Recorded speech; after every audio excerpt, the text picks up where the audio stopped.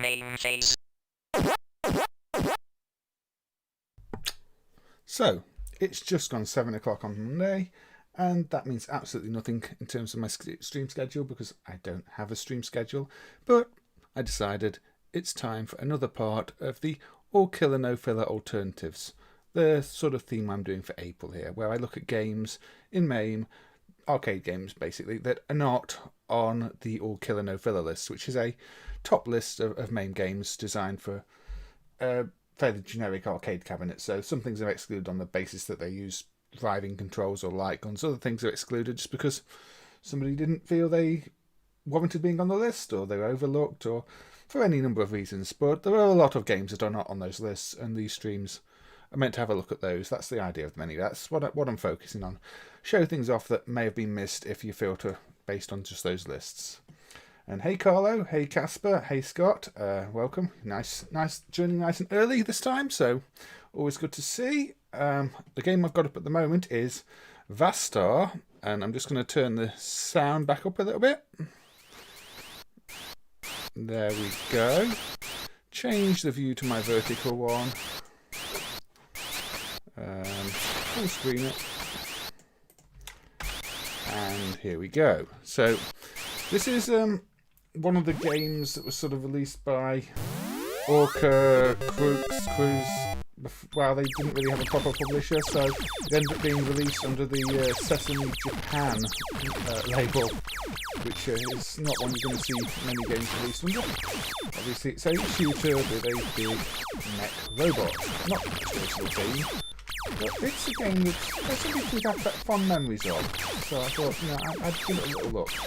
Maybe slightly reminiscent of or was it Exorcist, the Taito one, Taito one that I looked at last stream for the just the random game stream last time. So yeah, you're a robot, you're shooting other space robots. It's kind of got that foreground at the bottom that obscures the action a bit, which is kind of annoying. But that's just how it is. And I hope you're all doing well, Carlo, Casper and Scott. It looks like bad sidearms. I guess it's a bit like sidearms, yeah. I don't know if it's a bad game. Like I say, I've had this one plenty of people asked about, and they've been glad to find out this is the game they remember, so it obviously has meaning for some people. You don't seem to have any secondary weapon at the moment, though, which makes it quite difficult. I guess it's a fairly ordinary shooter. I mean, this is sort of Taito, Crux, Orca type companies. The ones that would, you know, where staff would eventually go on to form Toaplan, and obviously from Toaplan you've got the likes of Cage, so this is sort of early in the history of that sort of evolution. I don't know specifically which developers were working on these and which developers went on to do Toaplan, but you know, it's all part of the same tree of history, shall we say. I'm probably not very good at this one. That's not one I've actually ever played before. It looks like your hitbox isn't too big because the bird was right back in my last feet then and didn't kill me. It's quite loud, is it? It's not showing up as loud in the monitor, but I'll turn it down a little bit. There we go. I think it might just be annoying sounds as much as loud. It's kind of squealy shots and explosions. There, it should be a bit better now, Casper. Hey Christian, thank you for joining. Hope you're doing well. Yeah, well this is Vastar anyway. So, yeah, as said, maybe it comes across a bit like a bad sidearms. So, it definitely doesn't give you much room to manoeuvre. And that is game over. We have a little bit of a tune on the screen. But let's give this... It's too quiet now. Ah, dear me. The problem with this one is there's quite a big DC offset on the audio, so it doesn't show me the true volume. It just shows me sort of the DC offset. So it's kind of difficult to gauge. I'll turn it back up a little bit. Let's see if I can get a bit further. Maybe it's me that's too quiet. I don't know. The mic seems to be lower than usual, and I'm not adjusting anything, so we'll see how things go. Tech issues are always fun, aren't they? So how are you doing, Christian? How are you doing, Carlo? How are you doing, Casper? How are you doing, Scott? Now, I don't really know how this game What shot me? I don't really know how this game progresses.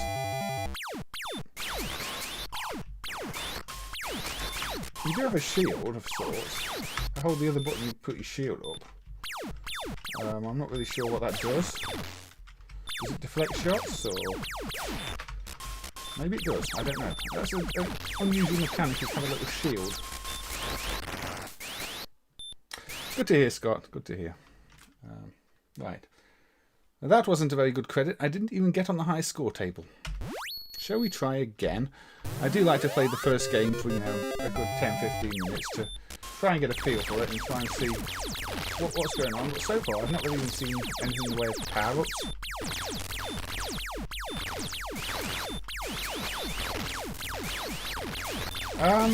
I think you mentioned that before, Castle, or somebody mentioned that before. It could be a case of just like a capacitor on some of the RAM on the board that keeps it, or it could be a case of the board not keeping it. I'm not sure. I have a feeling that just nobody's looked into it great in any detail. But I don't think there's any kind of a serially prompt to keep the scores on that one, or the bookkeeping information. Yeah, the shield just seems to defend you against shots. That makes me wonder what the energy bar at the top is for now. A fully built robot in Magmax, yes. I kind of got that feeling with it too, although I'd say Magmax is probably the better game. I mean, this is just giving you a fully built robot from the start, which doesn't quite have the same level of creativity. Oh, we've got some big mines here. And we've got this section again. You've got a few layers of parallax in the background. Now we've got these enemies that killed me last time, I believe. You do have to dispose of the enemies quite quickly though, because you don't have the most maneuverability in this. That's one thing I have noticed. Because you're quite big, you're quite slow. And I don't think the shield defends you against actual enemies. Well, I could try it next time I get there. It's kind of a small shield. Yeah, I could have a look. Although it's kind of a minor thing in the Model 1 emulation at the moment, I'd say. It might just be a case of, you know, saving some of the content in memory, adding the DRAM device if there's a pass on the board. Although it would need verifying if the original will save it. Oh yeah, you can defend yourself against the actual things. I suppose if only if they hit you in the middle though. Now you can't move past the halfway mark on the screen. Moving past the halfway, you can speed up the scrolling by pushing it, but it doesn't actually move you further forward. So there's probably some strategy there involved in... Well, I think the Loch Ness Monster just cheap shotted me. Well, you seem to get quite a fair bit when you die, unless it's just repeating these things. No. I think I said that before, Carlo. I don't know. I mean, they're both Taito games. Taito are allowed to reuse their compositions, I suppose. Maybe just they didn't get the music finished in time for one of the games, so they thought they'll reuse it, or... Which came first? Metal Soldier or Xevious? Because Metal Soldier was a very limited release, so they might just have thought, well, nobody will have heard the music anyway if that came first.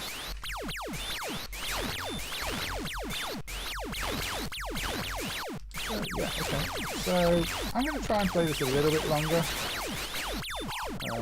See if we get anywhere different. Let's see, if I go to the middle, I can push the scrolling more quickly. I don't know if that has any real effect on progression though.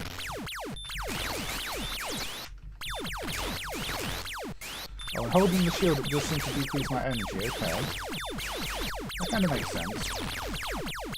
Now, there are a lot of sets of this in MAME, I believe, and I don't know if there's any difference between anything. There's none that I observed in my basic tests. I wouldn't say laziness, there are many reasons things like that can happen, Carlo.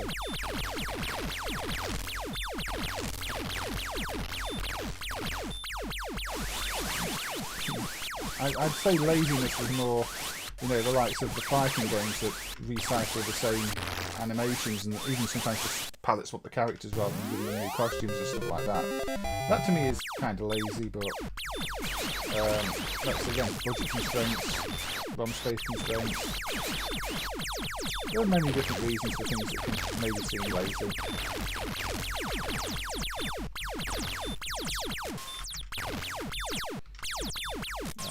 It's not as bad as when, you know, they're selling them on the modern platforms and they're selling, you know, you have to buy DLC that is just nothing but a palette swap of one of the characters. That is lazy and greedy.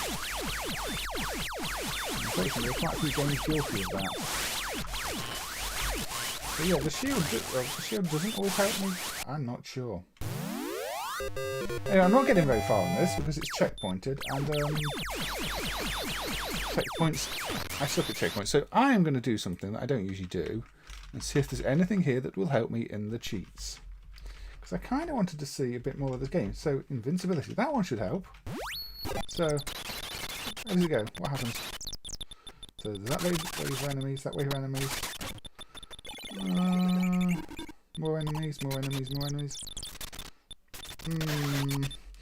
Yeah, there's... Okay, so there's an end to that level. Apparently I died even with cheats on. So, yeah, the enemies do get mixed up a little bit. But, you know, now I've got trees and walker things that came straight from, well, something else. Yeah, okay. So it does mix it up a bit, but the colours never really change. It's always sort of this blue sky, green grass, grey enemies. So yeah, a lot of people do seem to like this one, but I'm not really feeling it myself, I have to say. Speed running in a very different sense, Cal. Speeding through. Hey Mass Ninja, thank you for joining. And also, hey Cal, thank you for joining. Yeah, Vastar, probably not one that I would put on the list. It was one that, you know, people suggested I had a look at off stream, but I'm not feeling it. I have to say I'm not feeling Vastar. It didn't do anything for me when I was playing it right there. Right, I think this is a Data East one. Is Willow on the list? I think Willow is actually on the All Killer No Filler list. Yeah, Willow's already on the All Killer No Filler list, Carlo. As are many Capcom games. So this is Performan by Toaplan and licensed to Data East. Slapfight type hardware. So this one seems quite obscure. It's unusual for Toaplan to do a game for Data East. That's not a pair you see working together very often. What do we have here? We have, again, little robots. Kind of super deformed look to them. Okay. Let's give it a try. I'm pretty sure Wonder 3 is already on the All Killer list. Oh, so I can go underground. Right. Again, this is a game I've never actually played before, so I will be learning on the fly. So I can shoot things, right?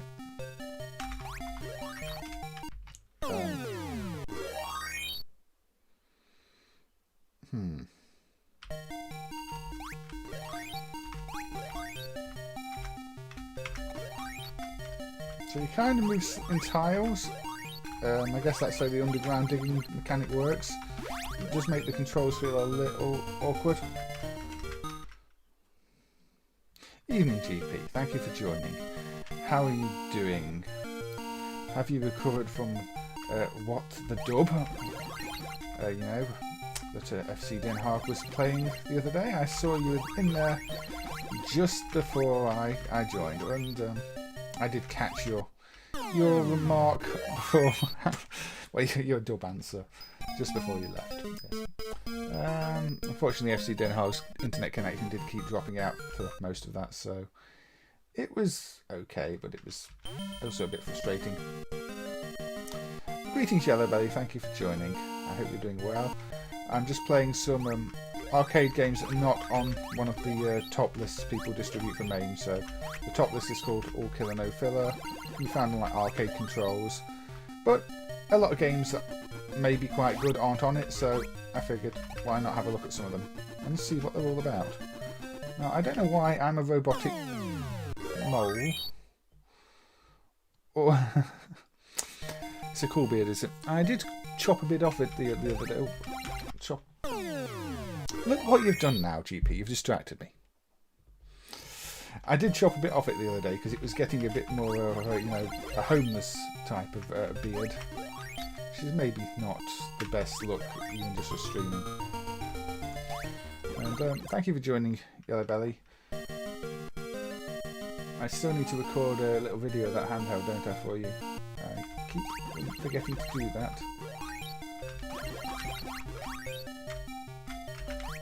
So, can you kill things when you're underground? Bro, they can get you in the underground. You thought you were the only person who liked Wonder 3, Carlo. No, Wonder 3 is one of those games that gets asked about a ridiculous number of times.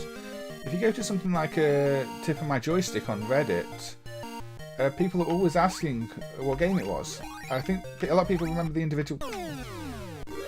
A lot of people remember the interesting individual games on them, and you know they'll talk about sort of the. Okay, I'm doing even worse at this than the first time. Yeah, shooting things is Toaplan's way of puzzles. You have to shoot in the right place. I mean, I've not worked out what the point in going underground is yet, because it doesn't seem to help you. There doesn't seem to be anything underground that's not overground, and the enemies can still get you. And look, they just chase you straight underground. How are the nanobots doing? If I didn't know I'd had a vaccine, you know, the vaccine injection the other day, I wouldn't really be able to tell. I mean, I didn't feel anything at the time. It's like, have they actually just stuck something in my arm? They must have done, but no. Yeah, I guess there's a puzzle element to this of trying to kill more enemies at once with the explode. This is actually rather tricky. It's on difficulty hard. Let's put it on easy. Maybe that's why it's on hard. Yeah, I mean, my arm's not even really sore. Considering quite a few people I know have said, you know, that they were completely wiped out the next day. I've not noticed anything. But maybe it's the second jab that gets you with this one. I don't know. Right, let's see. I'm not going any faster underground, am I? No. I mean, I have aches and pains all the time anyway, so maybe I'm just used to it and just not noticing. So yeah, the AI is definitely less aggressive this way. But still getting me there. Hey R09, thank you for joining. And of course, thank you as well, Santeri. But, yeah, maybe the AZ one has stronger side effects or something.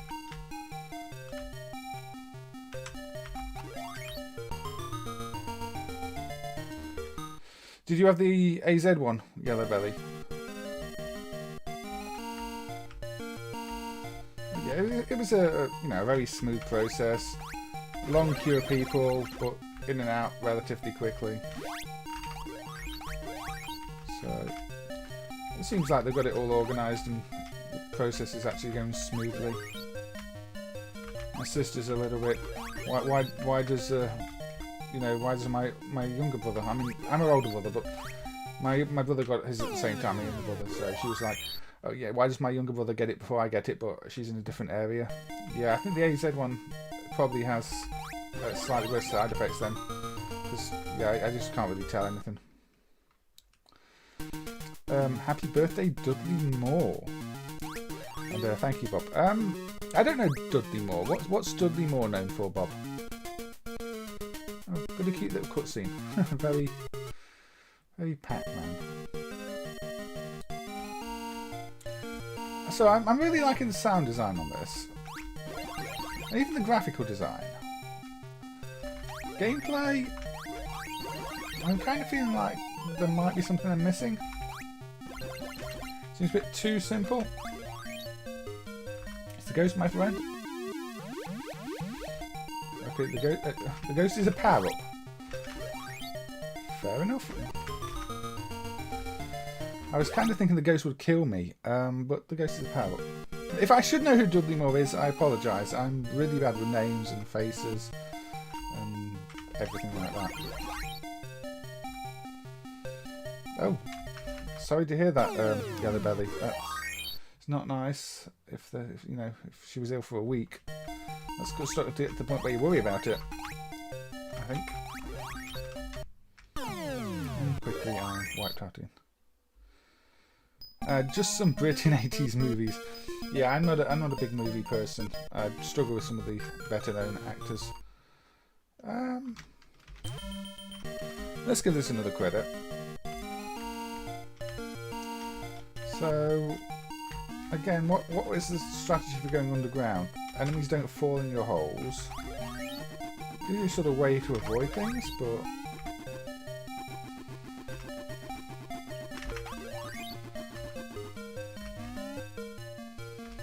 no point in shooting these, no. Dudley Moore was also in Derek and Clive, which again means nothing to me, Yellow Belly. I don't know. I mean, I'm a games person. If Dudley Moore was in Pac-Man, I might, you know, start to recognise the name. But I don't think Dudley Moore played Blinky or anything like that. So this is actually really well animated as well, the sprites. That's what I'm feeling with this. Feels like it's got a well done water cycle for a game of the period. It's definitely less ambitious use of the hardware than Slap Fight. I mean, it's barely scrolls.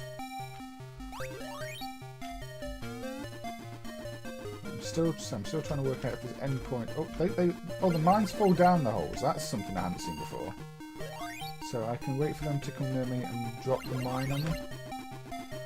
Okay. But that, aside from me not playing it any better.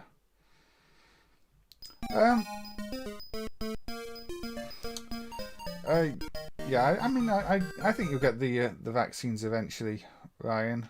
It's not an ideal situation for anybody, but yeah. Thank you for joining as well, and I hope you're doing well.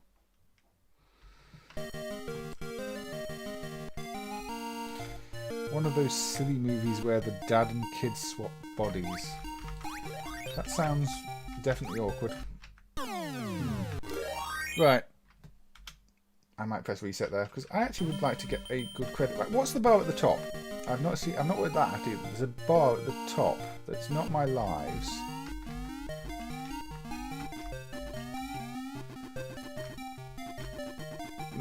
Yeah, it doesn't kill things underground if they're not underground.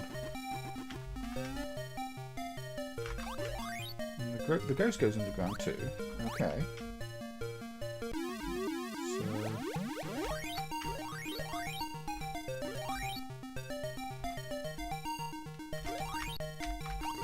I guess I can't go into those buildings, no. Nope.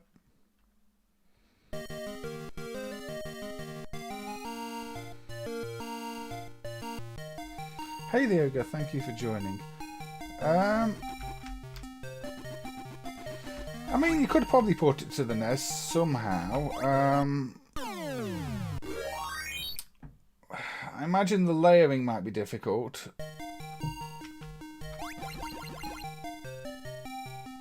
I mean, obviously you don't have to get all the colours into doing a NES port, but if you're trying to do a NES port, I mean the NES has just got the one background layer, so doing this whole underground mechanic might be trickier than it should be.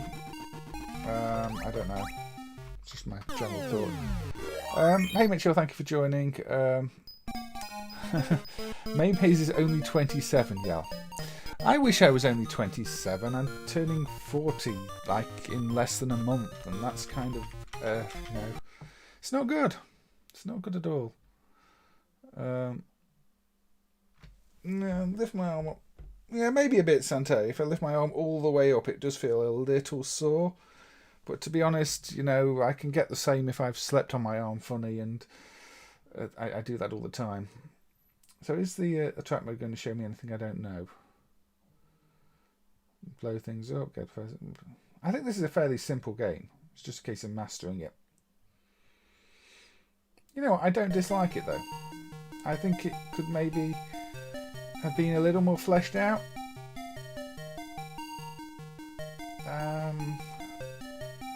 You see the enemies appearing at little pods at the top before they appear in the playfield. Okay, didn't notice that when I was playing it. But yeah, this is a playable game. Maybe not, you know, Toaplan's finest work in the world ever, but yeah, that's an enjoyable game that could potentially be on the list of top games if you've like that type of game. I do get that a lot, GP. It's sometimes an advantage, sometimes not an advantage. I mean, you know, sometimes I can go and try and get a drink and still be asked for ID, and it's like, really?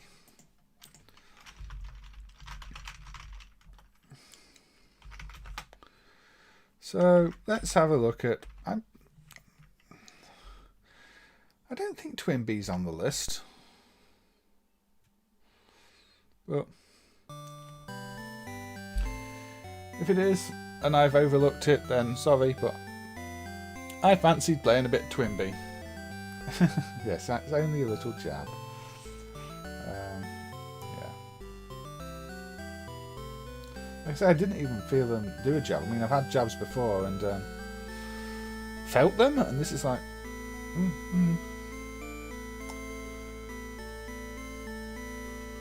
Yeah, I mean, most things took a hit in the graphics department on the NES, Ryan. I mean, graphics weren't the strongest point of the NES by a long shot. Yeah, I mean, the Master System outdoes it in many ways. There are even Amstrad CPC games that look better than NES games. If you ever looked at some of the best on the CPC, I don't think you'd find the NES pulling off things like the recent Pinball Dreams port or even Chase HQ from back in the day that might have a bad frame rate but really looks good. You love this tune, do you, Ryan? But this is the actual Bubble System version, which does lack the speech on the startup for the actual initial countdown before the screen because the MCU is not dumped or emulated, but it is good to actually have the data extracted from the Bubble System version to run. So I thought I'd just fire it up and play TwinBee for a little bit. It's probably not a tune that many people heard, because it's just a startup tune while the machine turns on, unless Konami used it somewhere else too. But, classic bell juggling classic. I'm using classic twice in a sentence, but you shoot the bells, it changes colour. That was slightly Superman, wasn't it? What's the difference? I don't actually know. Beyond one was stored in bubble memory, which is an incredibly fragile and non-ideal way of storing arcade games, which Konami quickly realised, so they re-released it on ROM. There might not be any of note. I mean, it's clearly going to be the earlier revision, but I don't know if Konami changed or fixed anything between the revisions. Hold out for the green bell.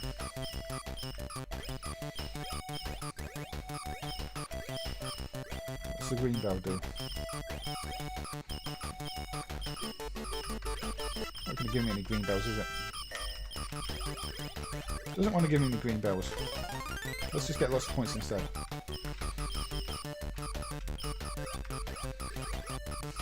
I do like it when you can juggle power-ups and things with your shots, though. There aren't all that many games that let you do that. Yeah, I mean, the hardware's the same, really. More or less. There's no reason for there to be major differences between the versions.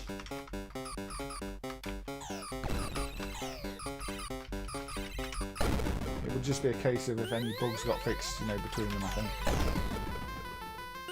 Oh dear.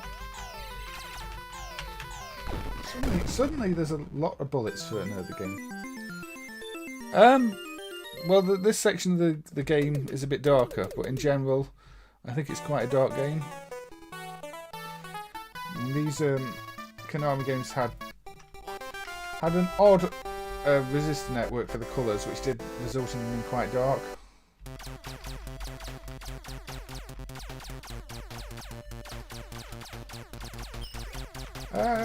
Yeah, maybe cave before cave.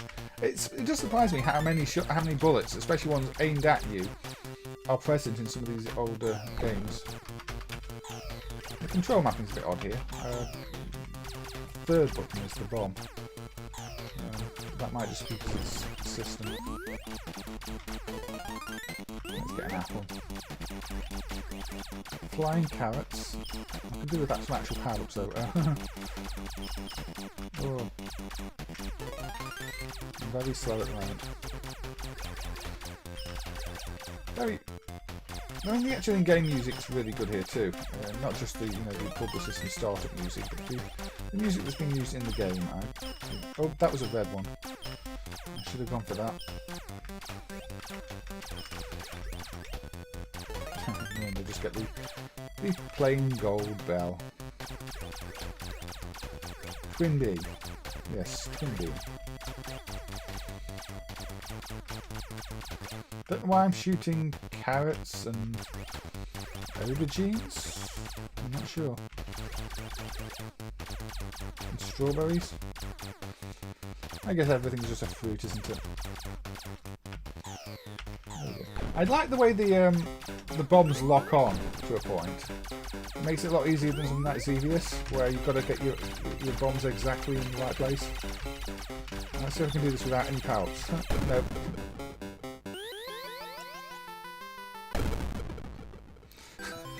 Better than a hive of bees. I'm sure Donpachi players know as well. I want to play a bit more of this. Now, it's disappointing there's no real animation on the main sprite as you move around. That's kind of noticeable. Not that, you know, animation on the main sprite is an absolutely vital thing, but you do notice there's no animation on the main sprite, which is in contrast to the actual enemies, where there is animation on them as they turn.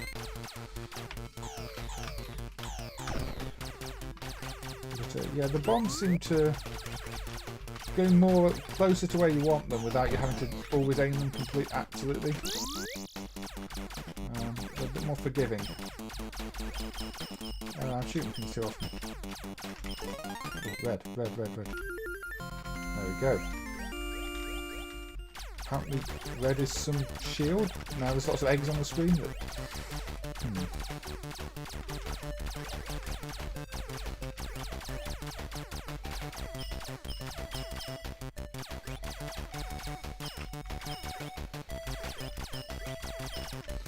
Bob has been very useful and helpful with his Japanese knowledge.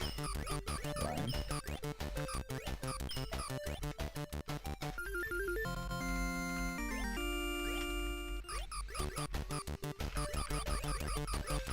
Yeah, TwinBee is a game that I've not really played much of. I did briefly play this version when you know, it was dumped, because I wanted to just make sure it worked, and there was some debate over how best to store the magnet system files, which is still a bit annoying, because they're just extracted data at the moment.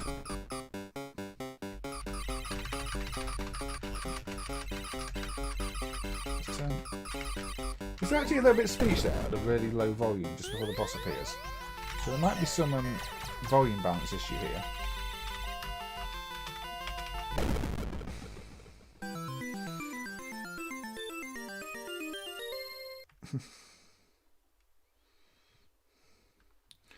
Yeah, I think I got the green bell the first time, Neutrino. It really wants me to enter my name. It's being very polite about it. Look, flashing please. Don't think I let this play before.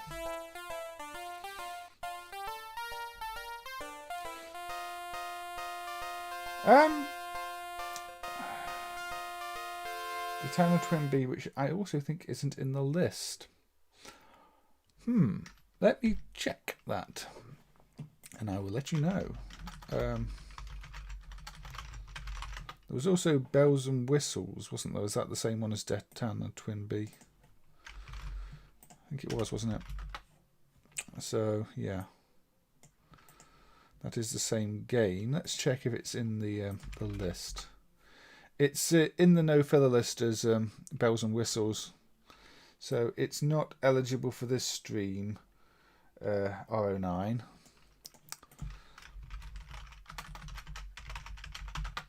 But I can play it on another stream when I'm not doing a theme.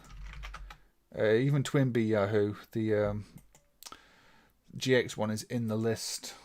So yeah, the other TwinBee games I can't play on stream. I'll put the non-magnet, not doing magnet system game, non-bubble system version on of the original just briefly, where the countdown goes much more quickly because it's not actually got to do anything. The countdown on this version is entirely for show. It actually is doing nothing in the background.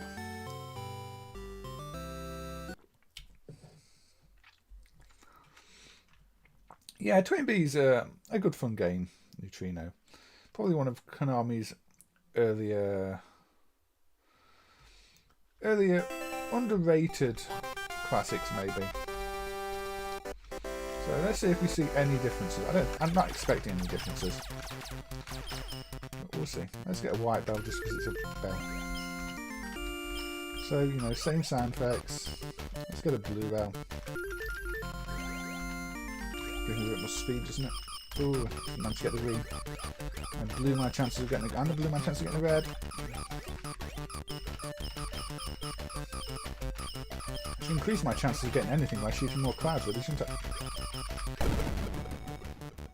Concentrate.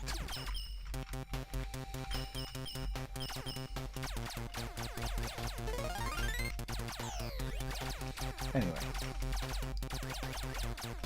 I'm probably not going to do very well on this, but... No. Is the music different? Or did I trigger something to change the music?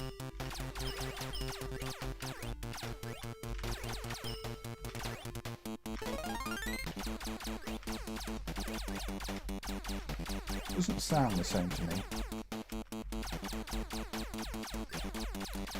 Yeah, TwinBee who is one I think with a vocal intro, isn't it?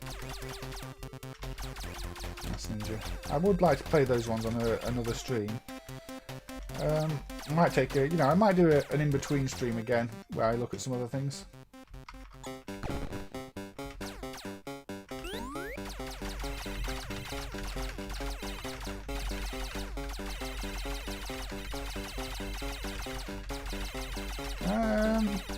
This version seems easier. This boss is not shooting tons and tons of bullets at me. Yeah, it sounds different and it's easier. I mean, that might just be a dip switch setting that's different. Because that magnet system, I can say a magnet system, a bubble system version. They're both fragile media. I apologise. The bubble system especially. Yeah, this is definitely easier and seems to have a different sound design. But yeah, it could just be a default dip switch setting. I'll have to investigate that off stream and see if there is an easier setting for it, and maybe have a more detailed look at the differences, because it does feel more different than maybe I was expecting.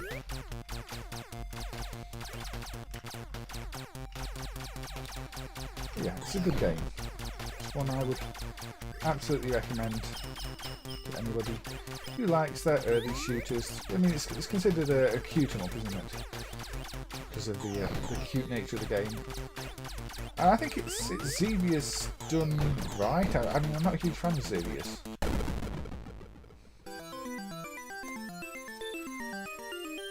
Flying Fork. Yeah, I think the music did change when I died. But I don't think that happened on the other version.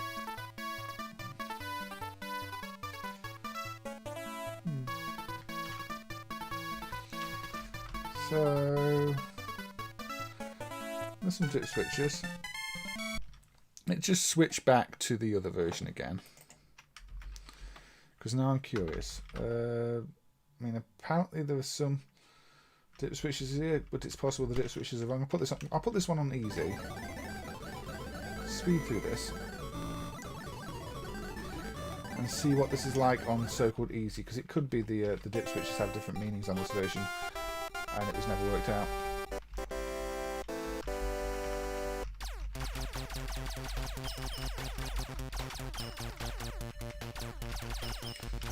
But, again, I don't think I've seen anybody analyse the two extensively.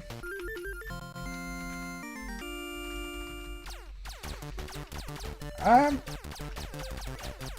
think Xevious is a bit early for pre-rendered. They've probably just got that art style to them. My general feeling about that.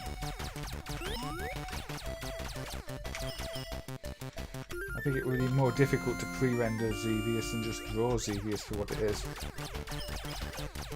And it's only a handful of sprites.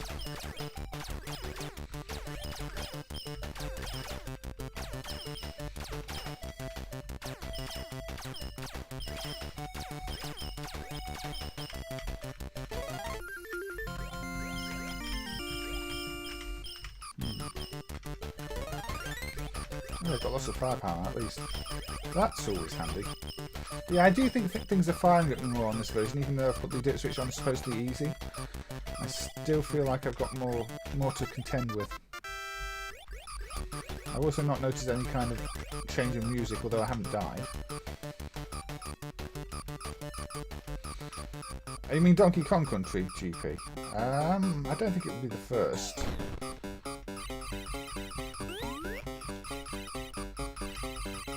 So yeah, even on easy, this boss is firing at me at this version, which it did not on the other version. So either the dip switches are wrong, or this version is harder. Yeah, I don't know what the first would have been. I mean, there were games that were digitized earlier, not so much pre-rendered. I mean, there's the the Last Apostle Puppet Show, that was digitized, not pre-rendered. That was fairly early on.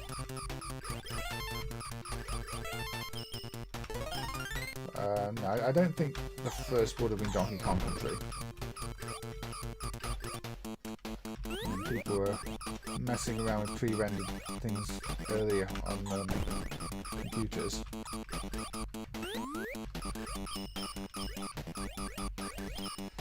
But in terms of arcade games, I don't know. It's not something I've ever studied. So yeah, but it definitely is easier on easier, or I've just got better at it, or these power-ups are just really helping. But, it's still more difficult than the other version.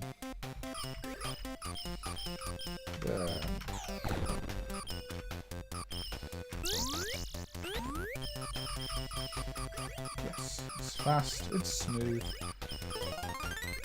and it's just, it feels tight to play. I've not felt at any point anything's been unfair here, which is one of the important things when you're playing a shooter. You don't want it to feel unfair. You want to know that the deaths were your fault, not because the game cheap shot you with something. Like that, I went straight into the enemies. I know that was my fault. Now I am a little bit slow, which will catch up with me, but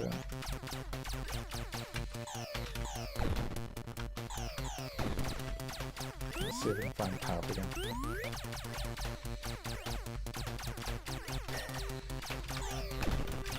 I'm not sure I'd trust Wikipedia too much on Xevious. I mean, there's absolutely no reason you wouldn't pre-render Xevious. The art is so simple, you just draw it. Yeah, Laserdisc games might count. I mean, that is all pre-rendered in that sense.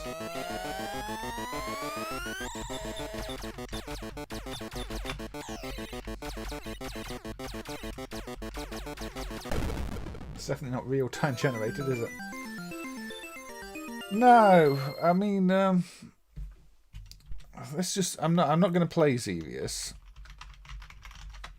but let's just have a look. What are we doing? So there aren't really enough in the way of sprites there to be worth pre-rendering it. You could draw every single one of those, and they were very lightly hand drawn. There's no reason to sort of pre-render your. So that doesn't even all fit on this view, but there's no reason to pre-render any of that. Backgrounds. Again, there's not much in here, is there? Some very basic tiles. I mean, there's not much to Xevious as a game. So again, there's no reason to pre-render that. The font, you're not going to pre-render that. So no, I don't think Xevious is going to have been pre-rendered. Yeah, how many bubble games are missing to be dumped? It depends if you count any of them as fully dumped in the first place. I mean, it's just data extracted in some cases, isn't it? Really, the MCU's not dumped. That says the startup message. According to the source code, there's Bubble System RF2, so Konami GT. There's Bubble System Galactic Warriors, and there's Bubble System Attack Rush. I don't even know what Attack Rush is. Do I know what Galactic Warriors is? Is that one that was released outside of the Bubble System?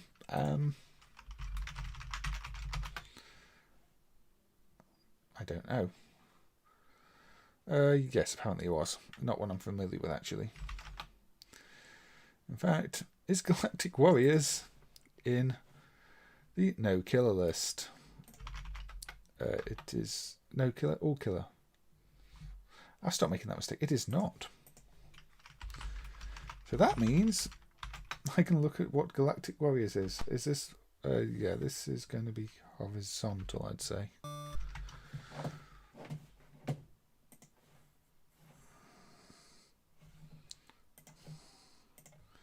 Is this a bad fighting game? I have actually vague memories of this being quite a bad fighting game. Not Norway the Ogre, it was from Denmark, wasn't it? And it was from... It looks like it's probably an electric-mechanical thing, to be honest. I'll bring that up, actually. Because Peter might be interested. But if this is from the 70s, then it's probably non-CPU.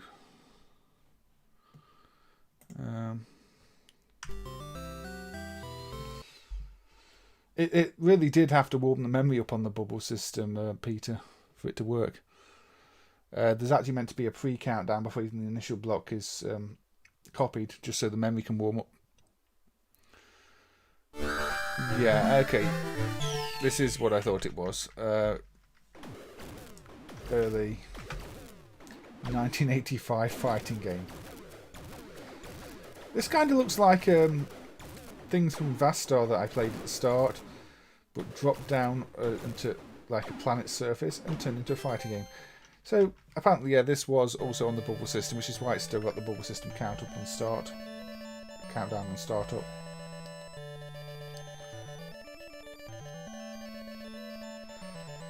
Yeah, Bob, it sounds like it. I mean, pre-rendered would probably be a buzzword back then. Not really pre-rendered until my initial startup. Is this doing the SOS Morse code in the background? It really sounds like it. Oh dear.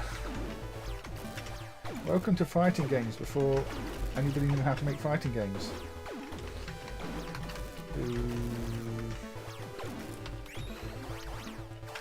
Where you change between your weapons using a button. This is, you use button 3 to swap between different...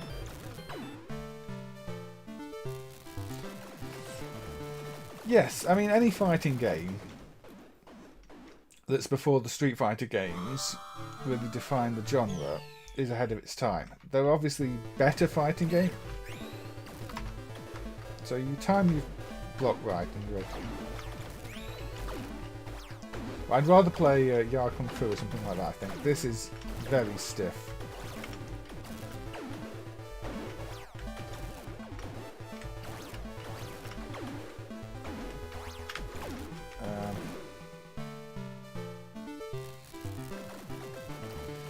Yeah, I don't think there will be, Peter. I mean, it says 70s and it looks like, you know, your early gambling machines, and even in the 80s quite a few of those were still non-CPU. Because they didn't need to be. So, I mean, I didn't really follow the thread myself, but my general assumption is it would be a non-CPU thing. Entirely, you know, a mechanical, discrete logic. I know you were trying to get in contact with some arcades in Denmark for some other Danish stuff, weren't you? But I think the stuff you were looking for is probably a little more advanced and more likely to use CPUs. Okay. I mean...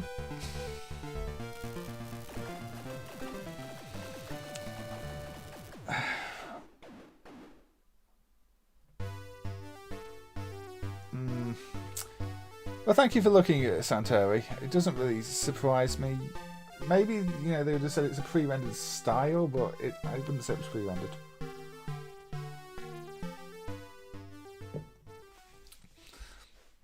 Okay, so this is 85 copyright. MAME says 85, yeah, 85. So for 85, Isn't terrible, but it's not very playable. Maybe that's just because I'm used to how fighting games play now. It is innovative. You've got your different weapons along the bottom. You swap between them. You choose the one you want. You use it. But it's very, very awkward to play. Maybe one day you will acquire the vampire. Hopefully. I'm keeping my fingers crossed, Peter. And hey, Manshovel, thanks for joining. I hope you are doing well. And yeah, GP, it's aged really badly at least. I'm assuming it's not going to be a favourite of anybody's. I'm struggling to play it, so I'm going to move on from Galactic Warriors. I was just, when we're talking about the Bubble System, that is one of the games that was released for the Bubble System that the Bubble System version is not yet dumped. And it would be nice to see it dumped one day. Right, where shall we go from here? I did that one already. That's in the done section. Right. Let's go with... is this a vertical one? Yes, this is a vertical one. Hold on. Boom Ranger. Boom Ranger. Data East game. From 83. Boo. Boorain, boom, bram, boom, boomeranga. There you go. That's clearly Australia, isn't it? Right. So, I mean, this is a game where the novelty appears to be that your weapon is a boomerang. And you are in prehistoric Australia. I'm going to stick with that. Now, clearly there seems to be some sprite glitch here because it doesn't get rid of the sprites for this screen. You're Boomer. Are we all Boomer? I don't know. A prehistoric man living in a dangerous land in a time when dinosaurs ruled the world.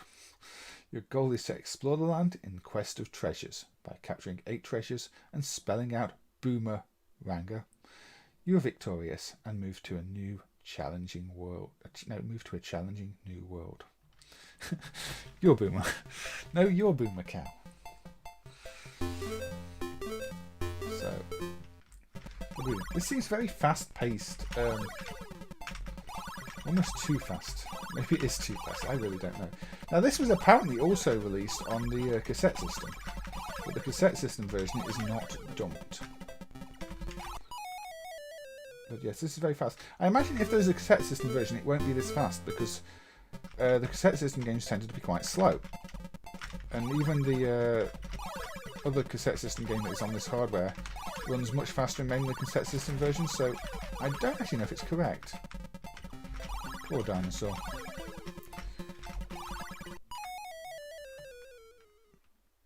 No, Ryan, this isn't the Deco cassette version. The Deco cassette version is unfortunately not dumped. And I do wonder if this runs too quickly.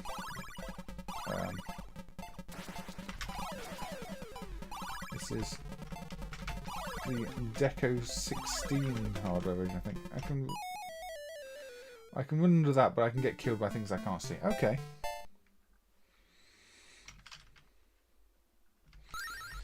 Yes, it sounds like something somebody wrote Wolf as and really didn't have a source for. Unfortunately, you get that with Wikipedia. Any source is a source as long as it's not somebody else on Wikipedia. And quite often they will not allow things like original research, even if the original research is clearly correct. It's there are issues with Wikipedia. Okay, I'm doing really badly at this game. There are issues with my ability to play this game too. Now, it did say I've got to spell out boomer range, isn't it?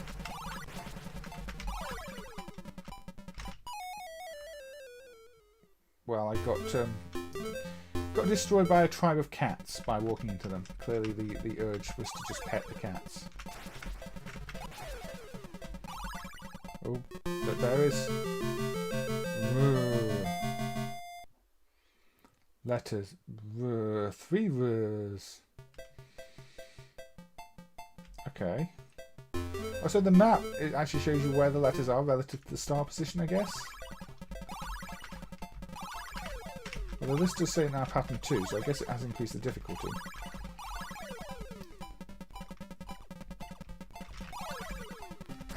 Okay.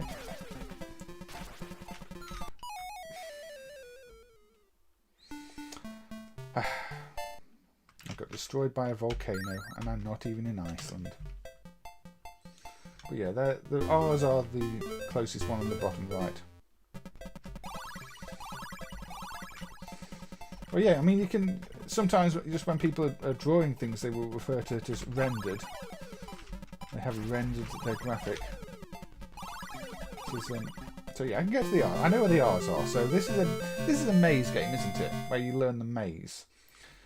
I'm getting slight vibes of things like Treasure Island, which was one of the old 8-bit games, which was also sort of the Willow pattern when it was released with a slightly different theme. I'll probably be covering those if I do another maze stream.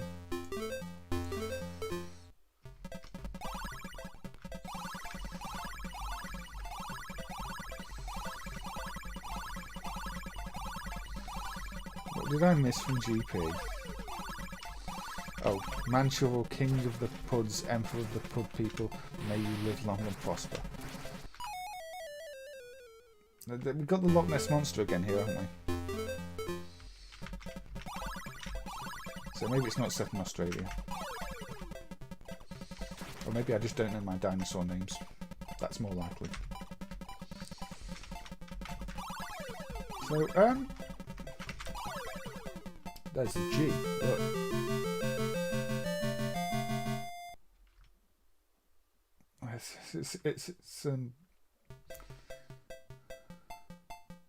So I'm guessing this is going to be a case of collect the letters, then it's going to repeat, isn't it? Once you get all the letters from the different corners of the island. And obviously the ones that are further away are more challenging to reach. I like the way you can move in front of and behind things, although it can be annoying at times because you can get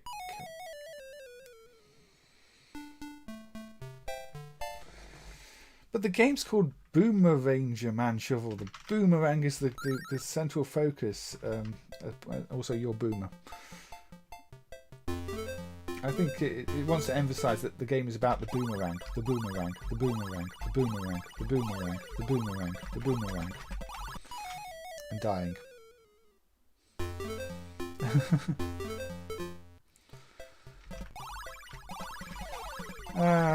Wikipedia.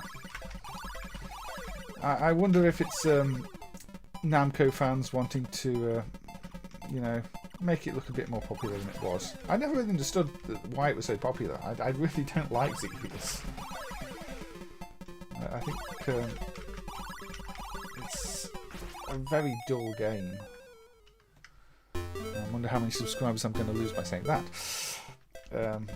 I know it's influenced a lot of games, and a lot of games copied the mechanics, but I think a lot of games did the mechanics better.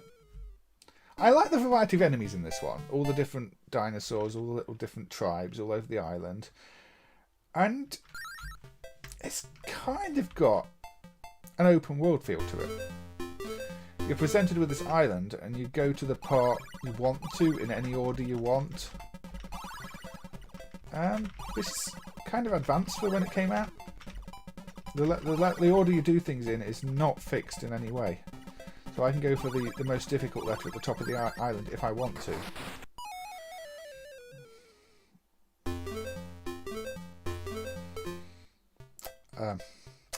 Xevious Neutrino. Namco's classic Xevious. It's not a game I'm a big fan of.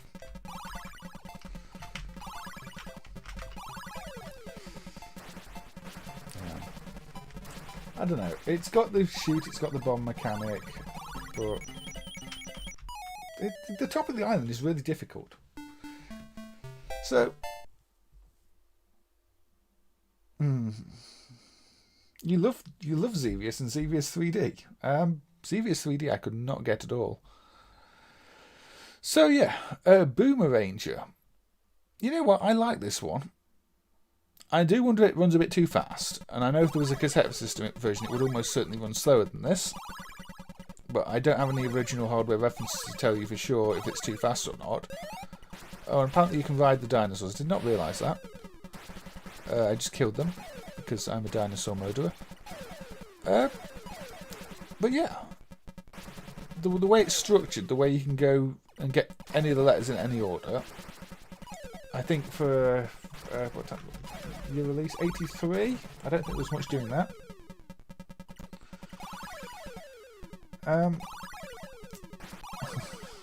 Sorry, David. What are you apologising for, Carlo? I was simply saying you don't like this one, Carlo. Are you saying this? You think this one's bad, or you talking about the other one? I don't know. I kind of like that Boomeranger with its overly loud boomerang sound. Anyway, yeah, I'd play that one. I'd probably put that one on a list of arcade games to put in an arcade cabinet. Shall we go with something altogether more modern?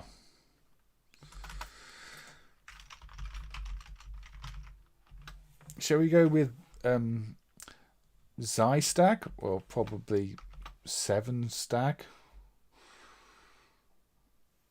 One of the GNet games. Yeah, I think. I don't think you started an argument, Carlo. It's just a discussion, isn't it? And oh, sorry, I miss you leaving there, Scott. Thank you for joining. Yeah, real life often gets in the way, but thank you. It's always nice to see you. Take care. Right, so Stag or 7 Stag. This is from Triangle Service. Curious history with the Triangle Service, I believe. They're one of those developers that started off on, I think, the Hyperstone hardware with G-Stream, if I remember. I think it's connected to G-Stream, is it? G-Stream 2020. Along with, Trizeal and the like on Naomi. Is that the same company? I'm getting that wrong. You have this on the PS2. Yeah, that was what was happening around this time. These games on the arcades were basically PlayStation 1 hardware, but because PlayStation 1 was kind of no longer the console, the home system at the time, and the arcade hardware was a bit more advanced, they ended up importing more like the PlayStation 2 and the like. But yes. Now there's probably strategies for this game I'm unaware of. I don't think it's got bullet grazing or anything. Oh yeah, you can spin around like that, that's one of the strategies, isn't it? Spin around, you attack things to the side like that. Yeah. I remember now and die in the process. There we go. You see, attack from the side by hitting left and right quickly. Yeah, G-Stream is one of those really unusual cases of a Hyperstone-based game. And Hyperstone is an obscure CPU mostly used for Korean games, but that's one of the few games that has a significant history behind it. The developers went on to something else after doing a Hyperstone-based game. I mean, I think the G-Stream version in MAME is kind of incomplete. It said that there might be a more complete version, proper end credits and the like, but it's never shown up. So it might also be a case of the developers releasing it before it was ready. The publisher releasing it before it was ready. We don't really know. And there's reports of cabinets with slight differences, but again, there's been no other dumps or no different versions dumped up from the one in MAME, the G-Stream. G-Stream might actually be eligible for the stream. I don't think it's in the list. I'll have to have a look. So, yeah, the whole spinning around to side attack is sort of one of the unique hooks of this game. I think,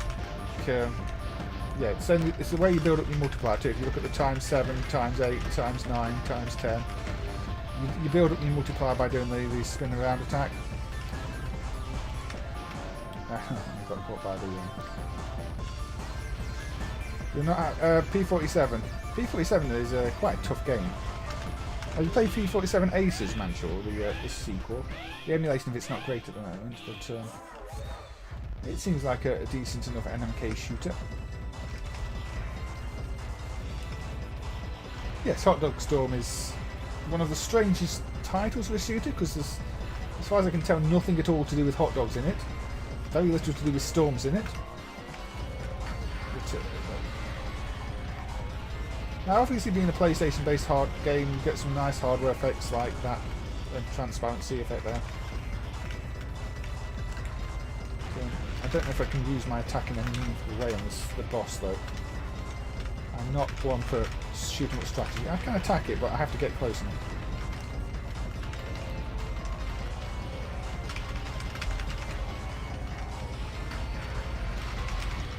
So what does this do? Acts as a shield? Or?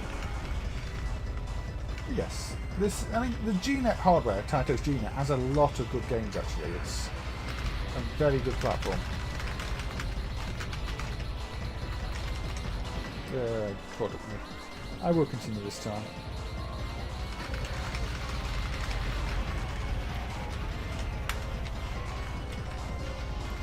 And it's got a great sound system as well, the GNet, which has, you know, seen good real emulation improvements in the last few years.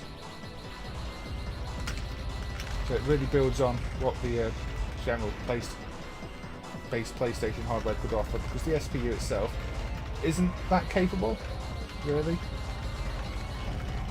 Especially, you know, for music, which is on PlayStation it doesn't matter too much. You often have CD audio and streamed audio, but the arcade boards added extra hardware. So in this case, you've got the whole Zoom sound system. On some Capcom games, you've got the Q sound for music. Yeah, Trizeal is obviously Naomi based, so not one I can play in MAME at the moment. They re-released it in a compilation as Delta Zeal, didn't they? Or was that the G-Stream's Delta Zeal? Yes, this is a very capable shooter with a lot of nice effects. I mean, this to me looks a lot better than anything Cave put out on the SH3 board, for example. Obviously, the Cave games are, you know, more well-renowned, but in terms of the visual effects and what's going on, I think the hardware here just pulls it off much better. It doesn't look garish or anything. And the sound hardware here is much better than that Cave board. Would have been nice to see maybe Cave use some other hardware, but not that board. But, I don't know. That board really really doesn't do the music any justice, at least. The Cave's games. Oops.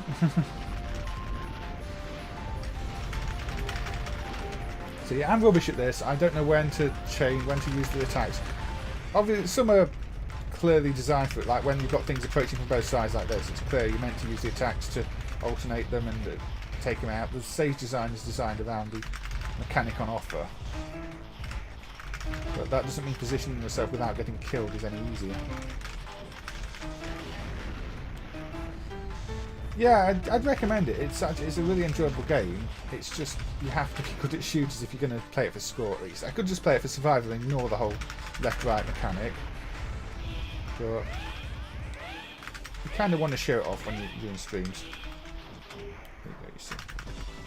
It's like the bullet grazing in Psyvariar and the like. You're going to play it, you need to show it off. This has got some sort of grazing there just by standing by, hasn't it? You can see the spark effect on the ship just because I'm in the right place. Although, building up big multipliers, then getting killed. You have to explore these games and learn them, and learn how they work, and learn where you can get away to doing certain things. Learn when to use the bombs too. I mean, the bomb seems to be giving you points based on the bullets it absorbs. So there's likely a lot of depth to this one.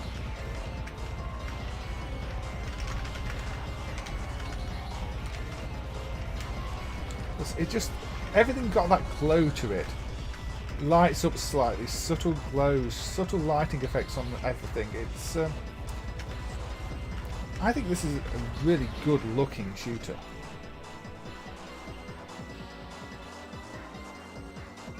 Yeah, Psyvariar, I need to check if that's on there. I might do that next video. Let's just get rid of this tank boss first. The cheesy way.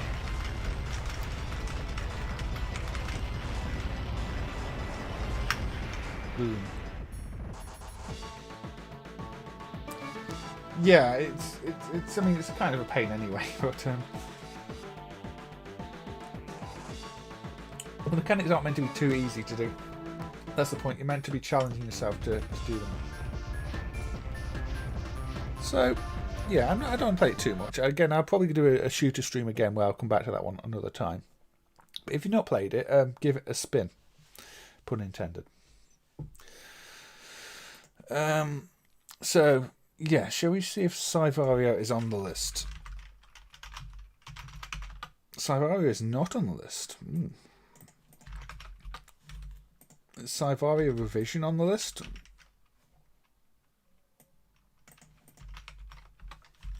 Psyvariar Revision is also not on the list. Which one should I play? Should I play Revision? Let's play Revision. Revision is an updated version of Psyvariar. I don't know the differences, so that's not very useful information for me to be supplying, is it? But I'm not overly familiar with the game, but it's another GNet shooter, and the GNet had some good shooters. Hey, the Bertman, thank you for joining. Hope you're doing well. What brings you here today? That is also true, Casper. The sound emulation improvements over the last year or so have been really good, and there's been some blending improvements to some of the effects. I think some of the GNet games still have issues near the end. Ray Crisis, I believe, still resets when the last boss does a certain attack, which is kind of odd. Maybe it's a PlayStation CPU bug or something. I really don't know. But, yeah. Psyvariar Revision. So this is a game all about bullet grazing as much as anything, isn't it? You get close to the bullets and they power you. I think it's also got a slight spin thing, hasn't it, going on. So let's just coin it up. Alright, finally you have some time. Well, time is always important in looking at these things. But here we go, another GNet shooter, another overload of effects, and again this is PlayStation hardware running at what 100 megahertz, so it's faster than the basic PlayStation. You see, you go next to the bullets, you get the spark off them. You don't go into the enemies though. I mean, Manshovel was recommending Super Edge Grinder for the CPC on some of Zypho's streams, which is a really good game with similar grazing mechanics, although in Super Edge Grinder you're grazing against the edges of the horizontal level because it's a horizontal shooter, not the bullets, because I don't think there are any bullets in it. But grazing mechanics, you find them in quite a few places, although you do have to be good to pull them off, because obviously they involve going really close to bullets, and I've lost most of my life just trying to demonstrate them.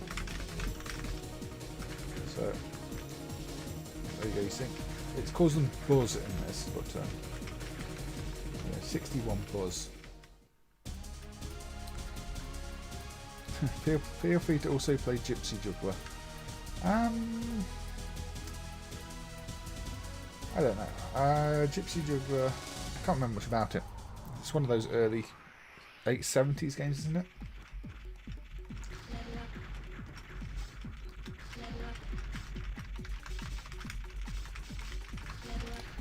Now, the banding here is a little bit ugly, but I think that's colour depth on the PlayStation. You probably wouldn't notice too much on real hardware. I'm not getting much in the way the buzzers at the moment. So you get the idea. Again, you can really hear how good the Zoom soundtrack is. I probably did bad there.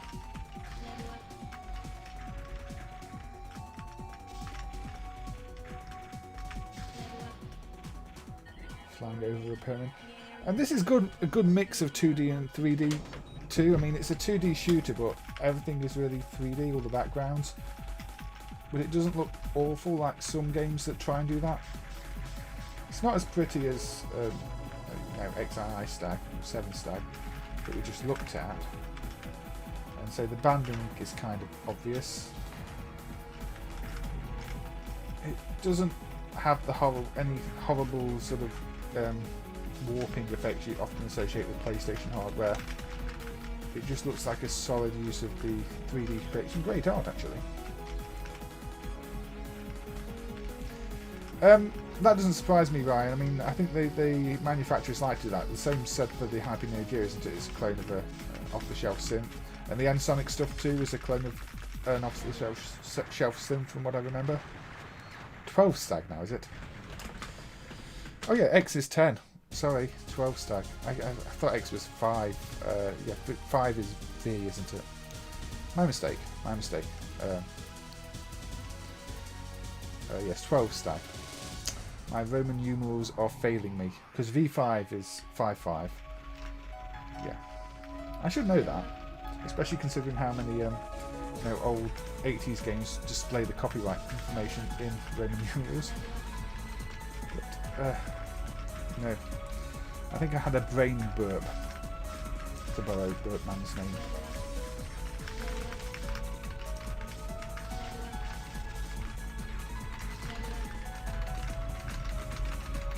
And of course you've got G-Darius, which is similar hardware. It's not the G-Net system, but it's a Zoom soundboard on a ZN board.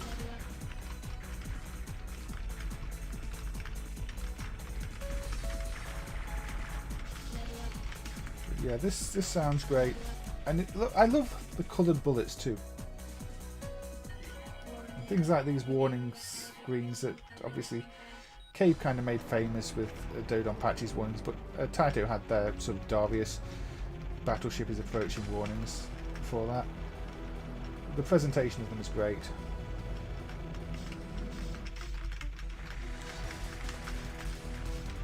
Look at these explosions. Look at these things I don't know how to avoid, so I'm just going to hit the bomb button. I've got 330 busts though, that's not bad.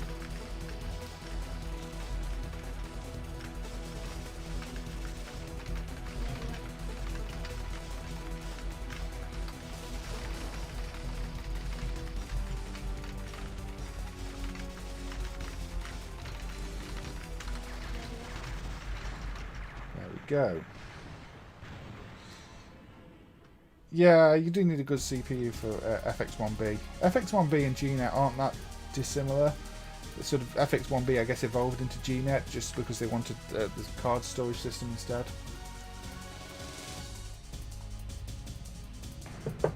Yeah. I'd take these over, say, the Cave SH3 based shooters in terms of visuals and presentation and sound, especially sound.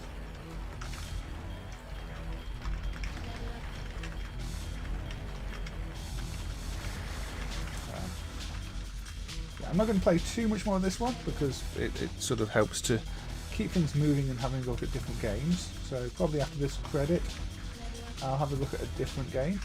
There was another shooter on the hardware mentioned, so I might have a look at that shortly. Of course, the hardware's got a whole bunch of good puzzle games too. There's the Weather Tales one where I always forget the Japanese name.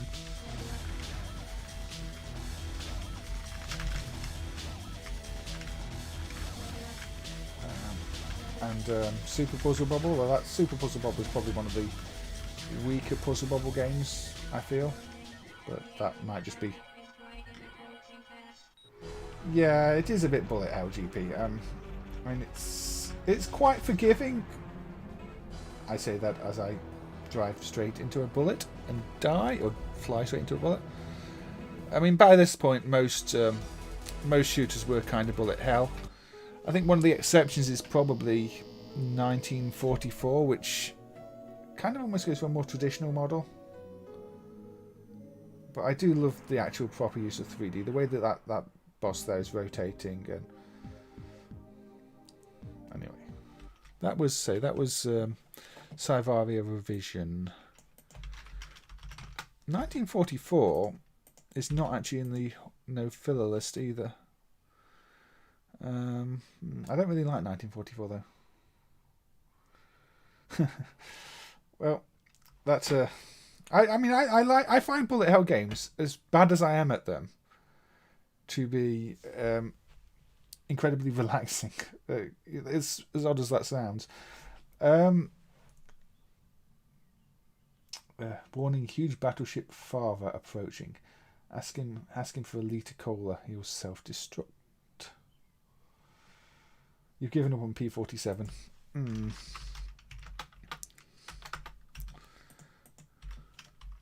Oh, P47 and P47 Aces are both in the all kill list, so I can't skip to one of those, unfortunately. I'm just going to have a look in the Taito GNet driver. So bear with me a second. Sometimes I forget the set names and the game names and all that stuff. So, where were we? Because a lot of these aren't in the list because they weren't emulated that well up to then. I think Night Raid still has a few problems in MAME. That seems to be quite a badly programmed game. Right. Okay. So, yeah, Shikigami is not in, or whatever it's called. That's not in the list. So let's have a look at that one while we're on GNet Games.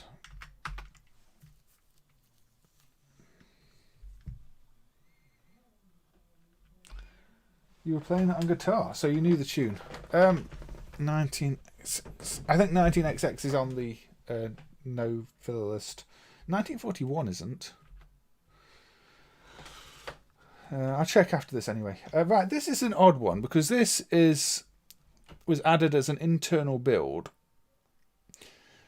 sort of basically a prototype, but it's newer than the released version. So I don't know if there was development happened since the released version, or if there are any actual changes of note in this version of the game, but it is dated and has a version number higher than the actual released version. Shikigami no Shihiro, which I'm sure I just butchered entirely. Again, I think this is one where, didn't it get ported to the Dreamcast rather than the PlayStation, or was that just a sequel?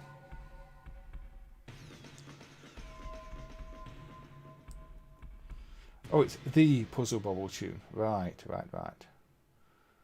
Alright, thank you, Ryan. It's always good to see you, and hope you've enjoyed what you've seen and maybe discovered some things you didn't know about, although I've kind of covered a lot of fairly well-known ones at this point, but I say I just go with where things take me. Yeah, on the PS2, that makes sense, Bertman. I say it's a bit too powerful to port to the original PlayStation, so the PS2 and Dreamcast and Lite tended to get the ports of these ones. So, here's one to start. Now, I'm not good at this one at all. I don't really know how to play it. I'll choose this character. How to play. Shoots. Hold it down, and just that.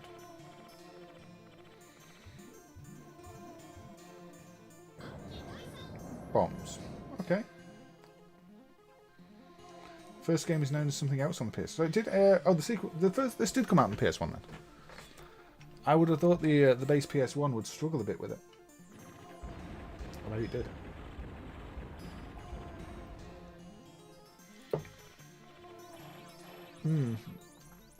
I think I had a bootleg copy of the sequel on the Dreamcast.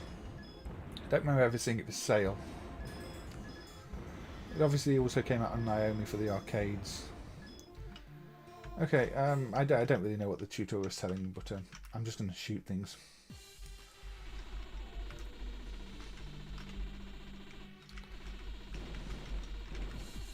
Collect coins. So again, we've got some really good 3D art in the background here, proper 3D backgrounds, high quality ones. In fact, if anything, the backgrounds probably look better than the sprites.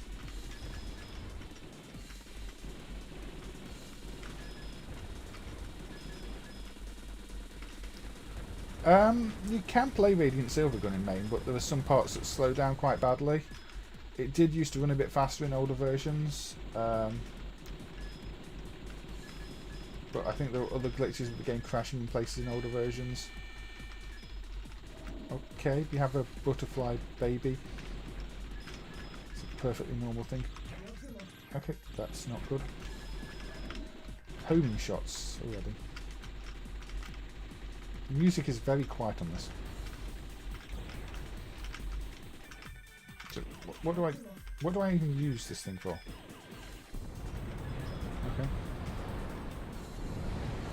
Well, I kind of feel bad now. I killed a butterfly baby. Ikaruga doesn't run well on MAME, no. I did hack up the Naomi driver a bit to try and get a bit of extra speed out of it, but nothing that I could submit because it was just a bunch of hacks. And even then, Ikaruga was problematic.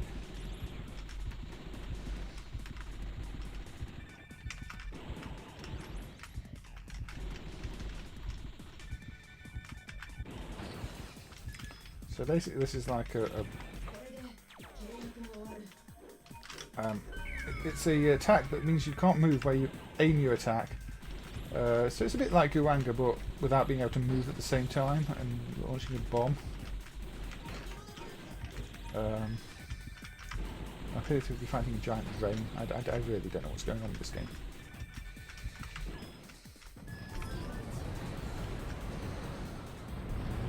Yes, Ikaruga was on the Dreamcast, and probably better known, if anything, on the GameCube, because more people ended up with GameCubes, I think. Very popular game, that. Although, one that I think not all shooter fans like that much, because it's considered more of a puzzle game.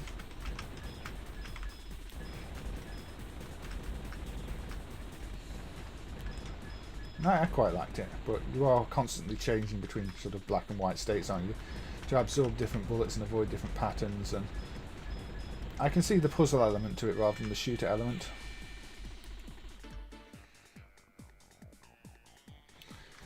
All about killing enemies while grazing bullets to get the highest multiplier. That doesn't surprise me. I mean, these were all released around the time when, say, bullet grazing became a popular mechanic. It does seem to have grazing, yeah, because as soon as there's a bullet next to me, it's doing a glow on my ship, my character. So it's probably similar. Bomber. So there you see, yeah. But grazing mechanics require fine control. That's why I like the Psyvariar grazing mechanic, because it's really quite loose. And the collision boxes are kind, as opposed to this one, where if I try and graze bullets, I usually just die. The patterns aren't actually that accommodating for it. Yeah, okay. Bye bye, boss. So I'm definitely not going to get a good score for this. I have not played Strania Carlo. Yeah, grazing got me 8 times the points. Doesn't surprise me. That does seem to be what this is about. Stage 2-1. So yeah, this is okay. I mean, of the GNet shooters I've played today, I think this is my least favourite of them. The other ones instantly hooked me. This one's kind of, it's alright. It's not really got a compelling soundtrack or anything either. It's on Steam, is it? Is there a physical release on any consoles? Because I tend to be one of these people who buy physical releases, otherwise just more or less ignore games.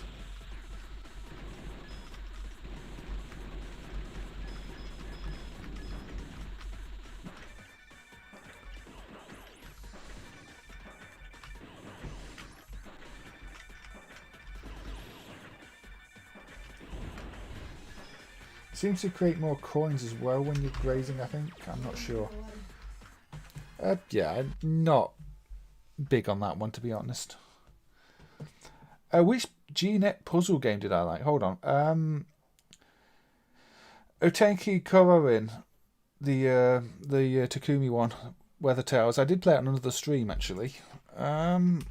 This isn't meant to be turning into an entirely GNet stream, but I'll paste this game name. I'm not going to play this one today. I played it another time. I'll probably play it on a future stream, but that is the one that I enjoy playing, the puzzle game. But there are a fair number of games on here. That is, yeah, Otenki is an enjoyable one, I found. I also really enjoyed that the Shanghai Soen Suten Ryu, or however it's pronounced, that I played the other day, the sort of train of matching tiles one. GNet's also got some very average puzzle games. They've got Zoo, which is just a Bejeweled clone. I don't really know the point of that one. And lots of Japanese card games. And Colon, which is, again, not that compelling. But I do like these platforms with lots of puzzle games. I really like the Sega C2 platform for very much the same reasons, which is why it was one of the early ones I emulated. Okay. So where now? I think we should go with some early, much earlier games and have a look at Space Launcher. 1979, Nintendo. So what is Space Launcher?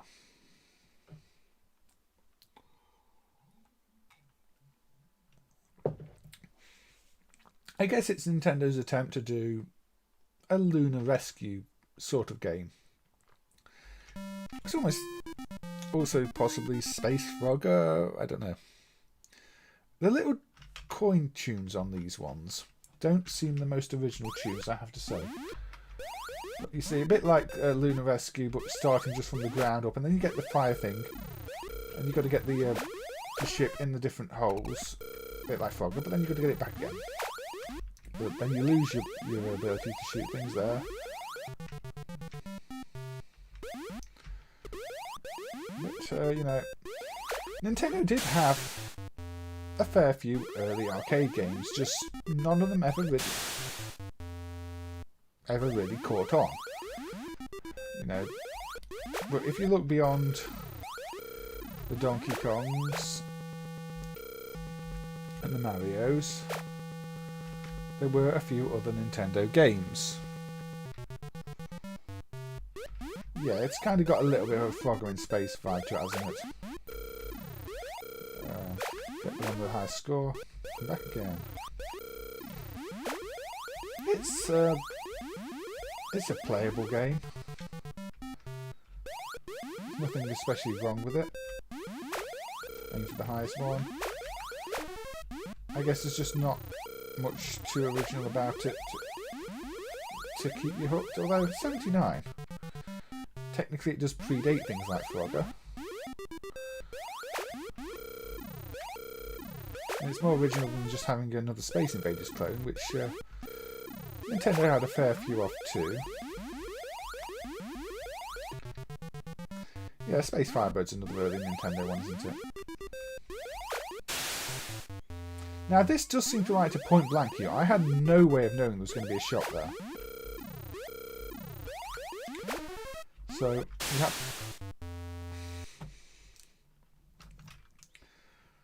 Let's give it another credit.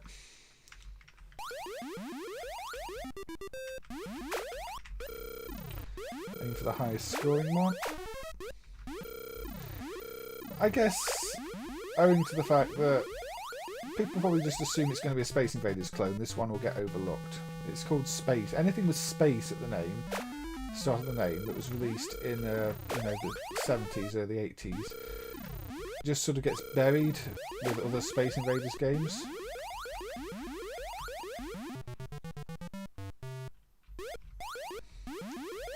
Wild Gunman on the NES game. I don't know what the NES game is. I know there was a video-based Gunman game.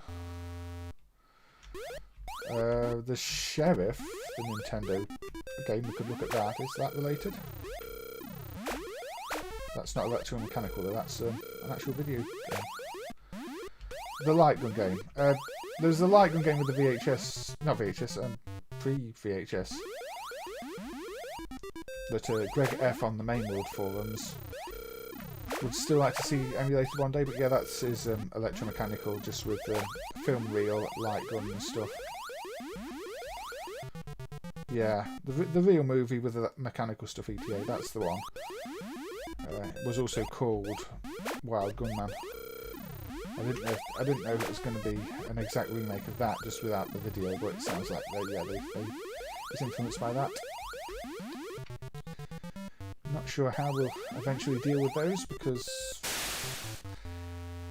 what do you emulate? You could have a film player, you could try and do the mechanical logic, but at what point is it not really emulation at all? I seem to get... I don't know if I'm crashing into the sides at the top. I'm moving too quickly. But yeah, one more credit on this one.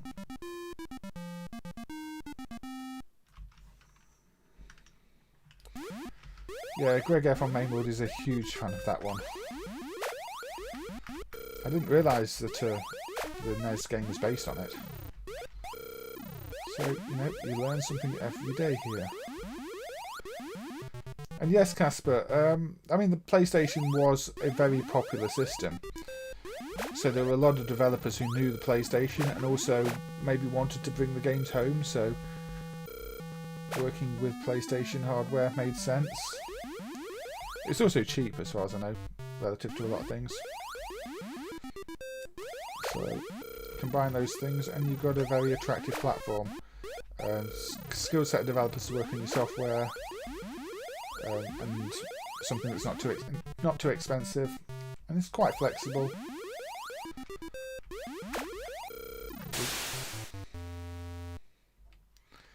What famous games ripped off earlier games, Carlo? Most of them.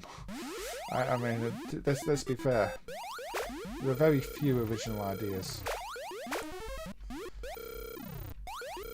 I mean, maybe some of them have never played the older versions of the games that are very similar to, but yeah, there are a lot of games where you find they're very similar to older games.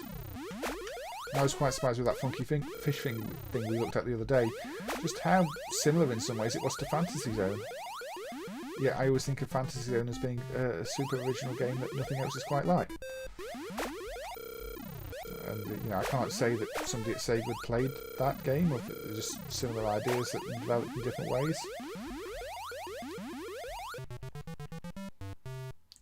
Thank you, Bertman. I was very, very nervous doing that because it's a different sort of environment to be doing it than a stream where I can just read messages and reply to them as I see them. More like a phone call.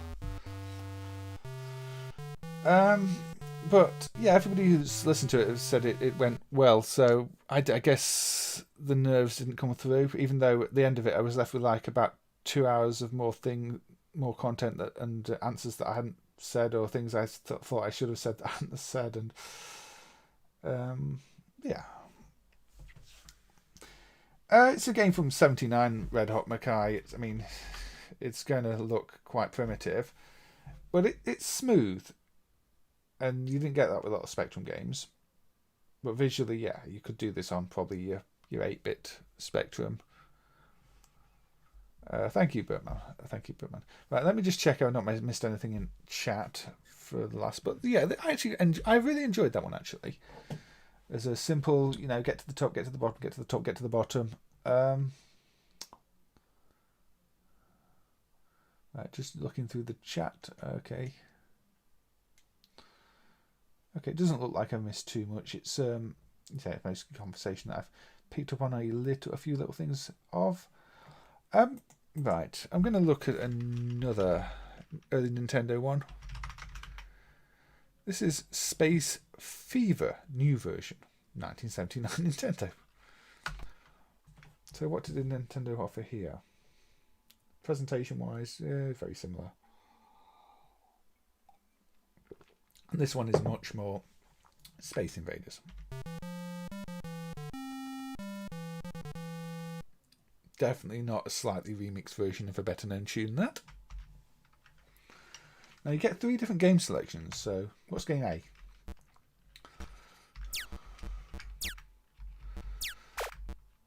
So yeah, it's shoot the aliens, isn't it? Although they're moving towards each other in the middle. Then they move down the line and they move away from each other. So It's a twist on Space Invaders. With its own sounds, its slight own game mechanics, and actually original graphics. But it's still clearly a rip-off of Space Invaders. But it tries a bit more than a lot of Space Invaders rip-offs, so I'll give it that. Now, I don't know how many times people can stand to see Space Invaders before they just don't want to see Space Invaders anymore. But if you're fed up with regular Space Invaders, then some of the variants like this are actually worth checking out. If you fire this up on, you know, an arcade cabinet, and somebody's played Space Invaders 1,000 times before, they might be tempted to, you know, give this one a play because it's not plain Space Invaders. It's something they won't have seen before.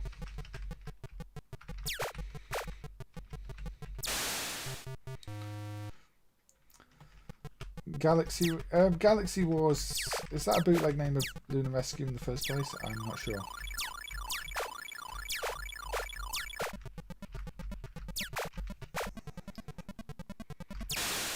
Died. I think the least original thing with some of these really is the sound design. Right.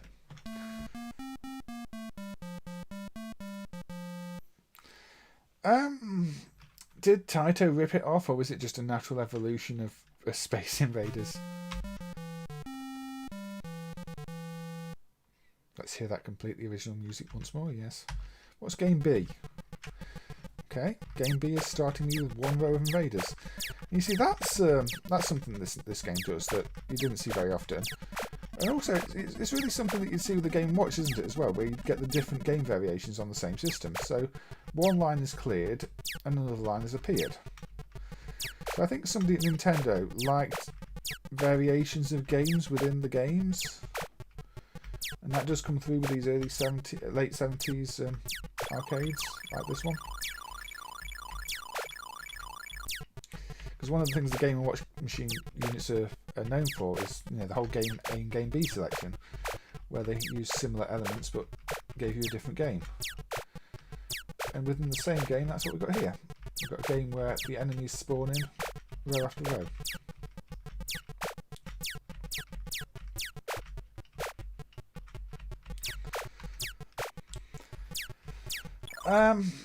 I mean, did Nintendo really do 2600?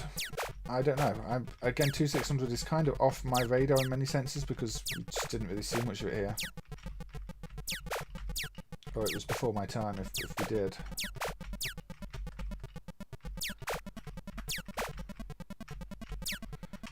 So what are we doing?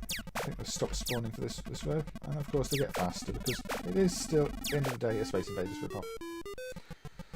So let's die. Okay, so let's have a look at Game C.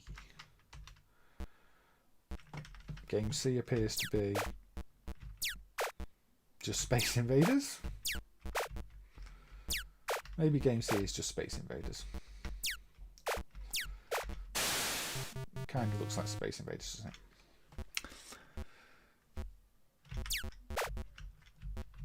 Yeah.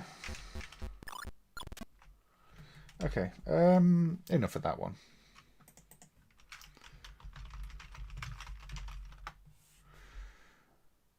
I mean, Universal did a game called Galaxy Wars that Taito licensed for the arcades. Let me check if it's eligible for the stream.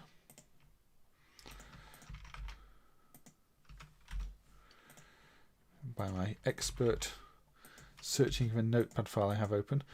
Galaxy Wars does not appear in the list, so is Galaxy Wars the same as the Galaxy Wars you're talking about? 1979 Universal. Do you want me to look at Space Firebird, Carlo? Is this a suggestion? I think Space Invaders 95 is in the All Killer list.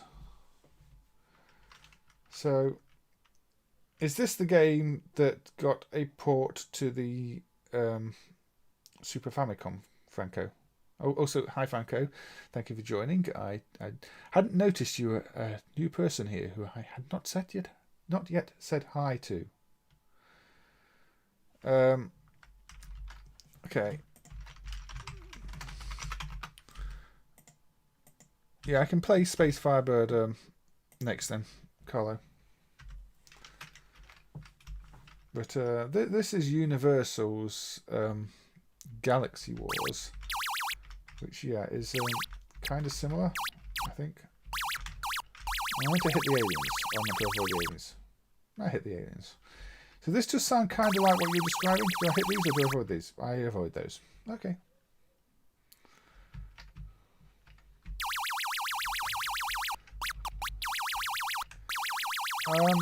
I noticed there's also a bootleg of Space Firebird called Space Birds from Karateka, which seems to have a few emulation issues.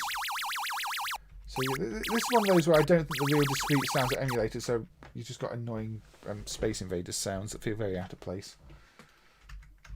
Let's turn it down a bit. This is not as much fun as the Nintendo one we just looked at. The movement's too slow.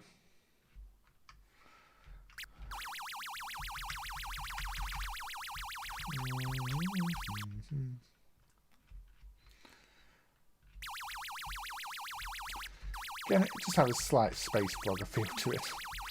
Avoid the things at the bottom, get to the things at the top. Launch your Eiffel Tower rocket. Don't get hit. I'm not going to play this one for long. I'll move on to Space Firebird soon. You are the missile, yes. You have to hit the aliens at the top, but not the comet things? I'm not sure.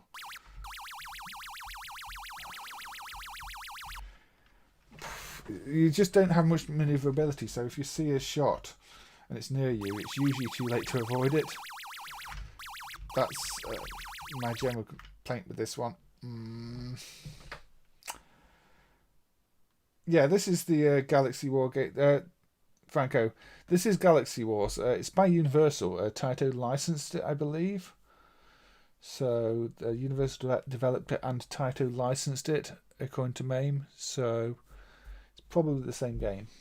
But Carlo wanted me to look at Space Firebird. So we'll move on to that one. I might come back to Galaxy Wars another time, but I wasn't really enjoying it that much. So, 1980 Nintendo. No, GP, we will not be playing Yar's Revenge. It's not an arcade game, and this is the alternative stream. Although, Yar's Revenge... It's not a bad game, actually, is it, Yar's Revenge? I don't know why it wasn't an arcade.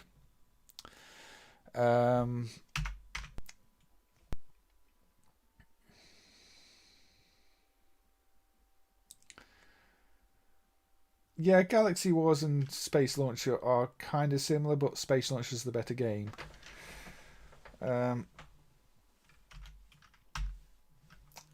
think, and this is Space Firebird, another early Nintendo game.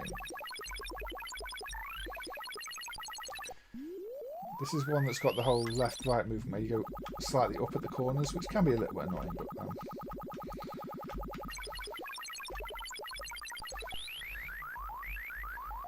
oh, you meant it was a little bit like Yar's Revenge. Yeah, I mean, Yar's Revenge is the 2600 one, isn't it? Where you blast through a force field and then destroy the thing on the other side of the force field. Yeah, I can see there were some similarities. Although I am surprised Yar's Revenge itself did not get an arcade port. Because I think it would have worked as an arcade game. It's one of those I might look at in another episode if I do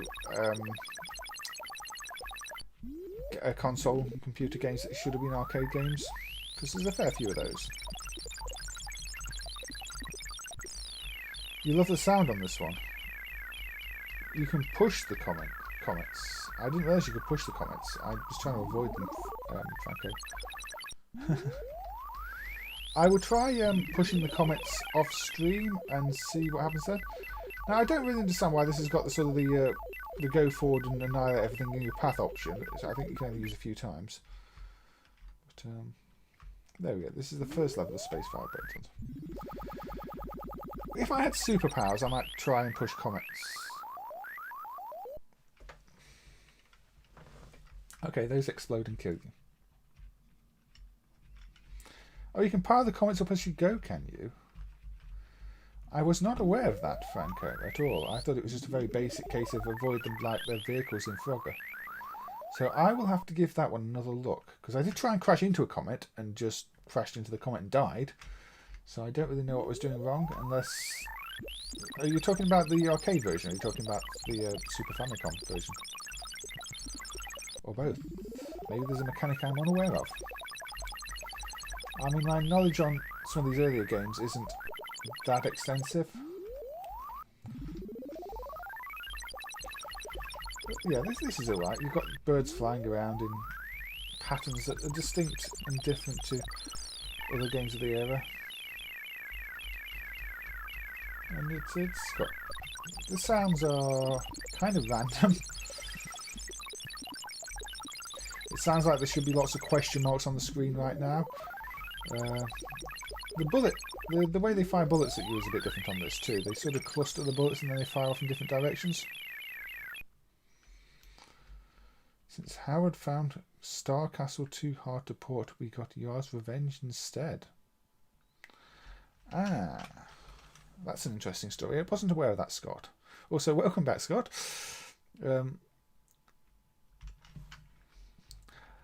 I might have to have a look at that book then. It's always interesting to hear stories from back in the day. But yeah, programming anything on the 2600 was definitely a challenge. You had to, you know, really consider what the system could and couldn't do. If it couldn't do something, it couldn't do it. You weren't going to manage to find a way around it. So you did have to consider that in your game designs. Maybe Star Castle was asking a bit too much. It's why the really impressive 2600 games are so surprising to see, but if you study them carefully, they all work really well within the limitations of what the system could and couldn't do.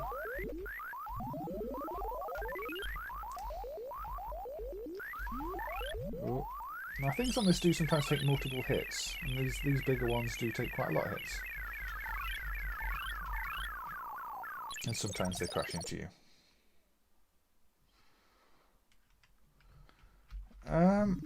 Yeah. Whizball. I did enjoy a bit of Whizball, Carlo. I wasn't especially good at Whizball. I don't think I ever knew what I was doing. I kind of just like the fact that it had lots of potions and things. But, now this just feels very smooth. You've got the acceleration on the ship when you move, I think. How many games had that? You seem to start off slow and then you move more quickly. That's different. I mean, I can't think of many games where there was an obvious acceleration on the movement back then, when this was made.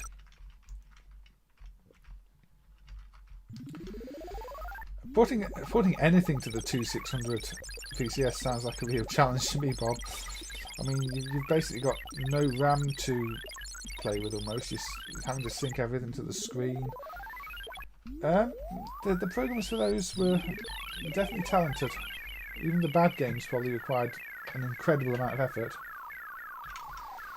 Space Firebird feels like Gallagher and Phoenix had a drunken night together, says Franco. The thing with Space Firebird is, I always think it's a different game. I always think it's the one where you've got things that shoot lasers at you. Which I can't remember which one is. It's an alright. It's a good fun game, really, isn't it? For what, 1980? Yeah, 1980.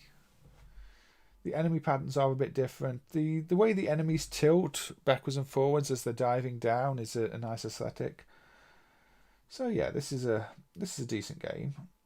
Like many early Nintendo games, it maybe just doesn't do enough to stand out. It's another space shooter with some different mechanics, but it's a fun one, and I can see why somebody would have it on one of the top lists. All right, good night, GP. Thank you for joining, and thank you for your input and comments. And yeah, I will have a look at Yar's Revenge on another stream, just not this one. But yeah, I can see what you're saying about it, reminding you of it a little bit. Yeah, gyrus, but only at the very edges, man shovel. It's and it can be a little bit off-putting because you end up moving up into things when you're not expecting to if you go near the edges. Shall we actually go back to another Nintendo, early Nintendo? I may as well look at these early Nintendo ones while I'm looking at some of them. This is a Space Fever High Splitter. So this is sort of a sequel to Space Fever. Again, 79. I have an idea. I have no idea. Let's clone Galactic and make it couple 5 times the quarters. A gobbling 5 times the quarters is great for arcade income, just not the players. Yeah, I would probably suggest Space Raider, the Universal game, Franco, over Space Firebird if you want an alternate shooter you might not have played before. I did look at Space Raider on another stream, but Universal Space Raider is really, really good. Whereas Space Firebird is, it's okay. It's a playable game. Anyway, this is a variation on Space Fever. With the same jingle. But now, you've got the gameplay where you shoot the enemies and they split in half. Hence why it's called High Splitter. Or if you shoot them right in the middle, they don't. Which is quite a strategy if you just want to get rid of them more quickly. Now, this is probably, again, a mechanic you'd see in later Space Invaders games. And also things like pop and bounce on the Neo Geo. And they're not only moving down here, they're moving up as well. But there you go, you've got some chunky aliens that split up when you shoot them. They're kind of crabs, aren't they? Look like big crabs. And the UFO's got its own little sound.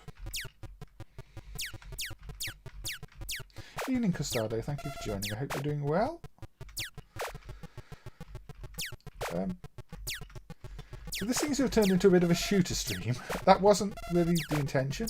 I have a whole list of other games, but it seems to have gone that way. There we go. Oh, and there you see there's a little one that's gone the other way too after I shot the UFO. So again, they're adding a few extra ideas into the mix here. I think it's always interesting to look at, early Nintendo, because Nintendo were not a big arcade developer. They put a few things out, but after a certain point, they were sort of putting out Play Choice 10 and SNES games just as arcade games in Nintendo Super System, not having a huge influence on the arcade scene, which is surprising really, because obviously Donkey Kong is one of those huge arcade games. But their earlier stuff, you can see why probably it wasn't majorly popular, but it does have something about it. Yeah, the Super Space Invaders does have splitting enemies too, doesn't it? I don't know if they would have ripped it off or just come up with the same concept, because it's kind of it's an obvious enough concept. I mean, if you mix Space Invaders with asteroids, you get asteroids splitting into 2. But yeah, that's what this is. It's let's just kill off this credit. There we go. Let's see what game B is. So it's a row of invaders. Instead of being a horizontal row, it's now a vertical row. So it's going to be similar. It looks like it's going to spawn in a new row every time they hit the side.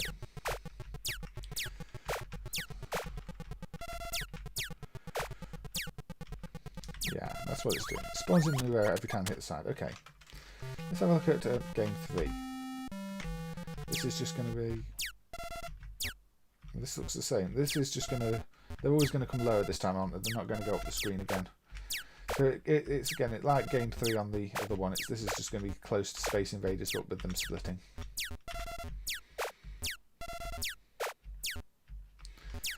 Space Invaders Infinity Gene ripped off all other shoot-em-ups. Yeah, crabs and octopi. I mean, Nintendo would also go on to use crabs in Crab Grab, the Game & Watch, wouldn't they? So maybe Nintendo liked their crabs. But yeah, I do quite like those ones, those early Nintendo games. What sort of era should we go with next? Oh, thank you, TYTRD, for subscribing. If you're in the chat, feel free to say hello. Mick, is that the incredibly psychedelic one that pays out tickets? Because I saw one of those at the bowling alley, back before all this lockdown stuff. Very big screen, very bright, very in your face, lots of colours. I do not know, Cow. I do not know. It's a very expensive board.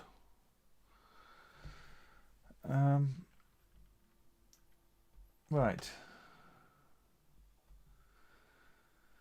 Yeah, you're probably right, Scott. It took until Miyamoto came along to do anything more original than just, let's do another Space Invaders game. Let's do a slight variation on Space Invaders. Let's do more shooting with space aliens. Nintendo have got so many games like that. So, you've got Space Fever High, but Space Launch is still a similar thing. You've got Radar Scope, Space Firebird.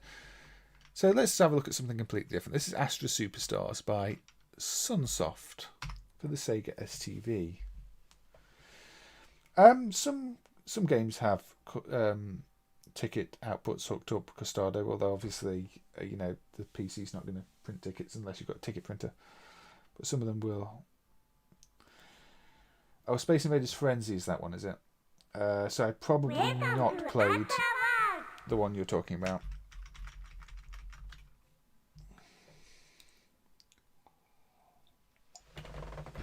The sequel to Waku Waku 7.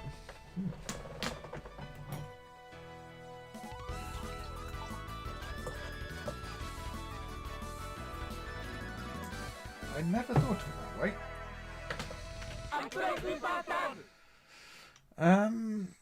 98. It doesn't feel like a game from 98 actually. If I had to say when this came out, I would have said 95. It does have that unfortunate mix of low resolution and high resolution in places. But yeah, the art style, I guess, is very similar to Waku Waku 7. The font especially. This is one of those protected STV games as well, where a whole bunch of stuff goes through a protection chip before it goes through your screen. So I think it's the entire sort of text layer in this one. For a while this was emulated using the text layer extract from the Saturn version instead. But, yeah. Lots of games used classical music. Carlo, I wouldn't really say ripped off. I mean, classical guy. Name is Lettuce. Yes, Lettuce. Matchable. So we play as Lettuce. And you can call me Iceberg if you want. Lettuce versus Coco. Oh, I didn't put it in English, but that doesn't matter, does it?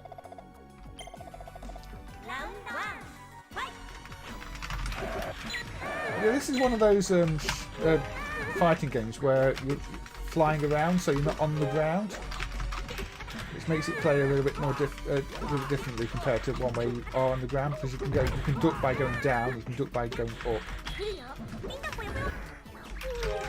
and there's lots of aerial attacks and missiles and things like that too.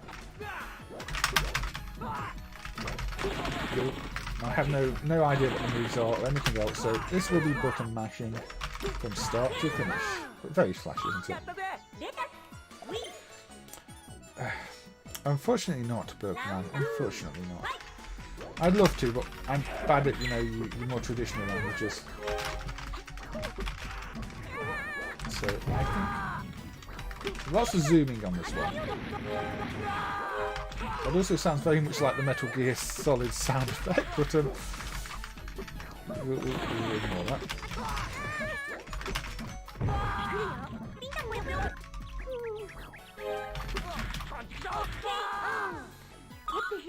Lettuce loss.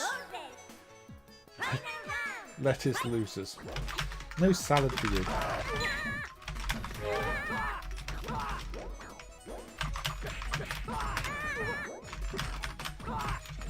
Yes, that's what I'm saying, Manchur. A lot of the classical music is Creative Commons. It's there so people can use it, and that's why you saw it in so many early games. It was not a licensing problem, and if you do a really good rendition of a classical piece, it's quality music already done for you aside from your rendition. So, and it fits. I mean, classical music and space fit together so well. If you ever played something like Frontier Elite 2 on the Amiga, the entire soundtrack is just classical pieces. And sort of, I just associate them so closely together. It's just a result of that game, really. Flying through space, listening to classical music.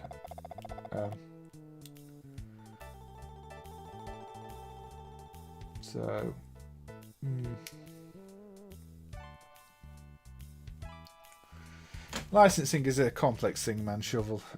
That's why there are lawyers that deal with it. Yeah, I mean, again, with Gyrus it fits perfectly, and the rendition is fantastic. It's using... They put so much effort into it.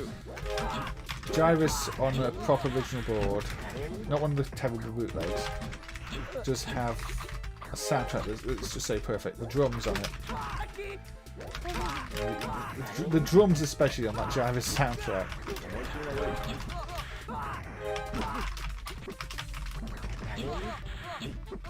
Yeah, Elandori is a unique one too, yes, Bertman. Elandori has a few performance issues, unfortunately, because it's one of the ones that runs in high resolution. So before I feature Elandori, I probably want to try and optimise the driver or something, because I think it would drop frames otherwise. So yeah, I think Wacky Wacky 7 is a better game than this.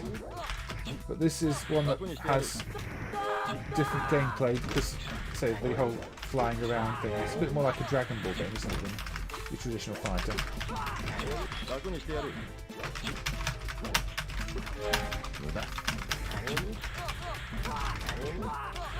And let's call the combos linked here. So it's a very fast pace because I've lost already. Yes, I'll continue. Crystal Castles uses 10 different compositions, does it, Carlo? I was not aware of that. Crystal Castles is not one I've actually spent much time with. I've never really got on with it. I don't know why.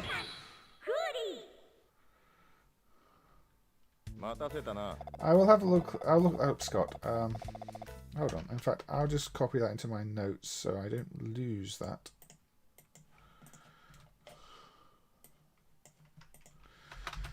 There we go.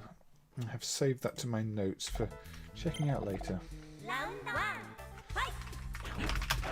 But yeah, this doesn't have a giant bunny though, so Wacky Wacky 7 is always going to be better. Just have nice weather effects in it. Beware of the weather. The weather doesn't do much damage, unfortunately, as nice as it looks.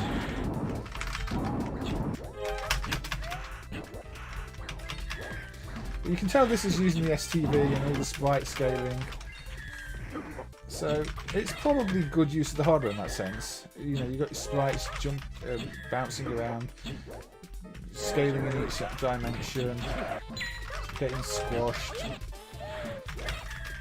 I don't really know how to attack this character though. This doesn't seem to be a straightforward character to use.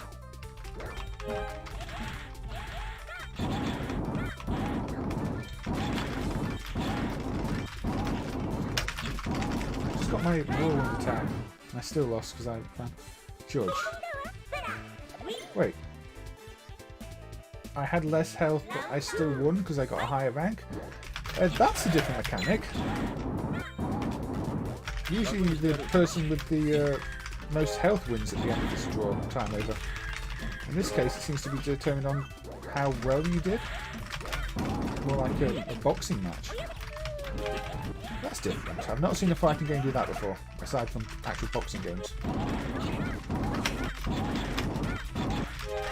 So if you can survive, but do better, you might win a round on time over.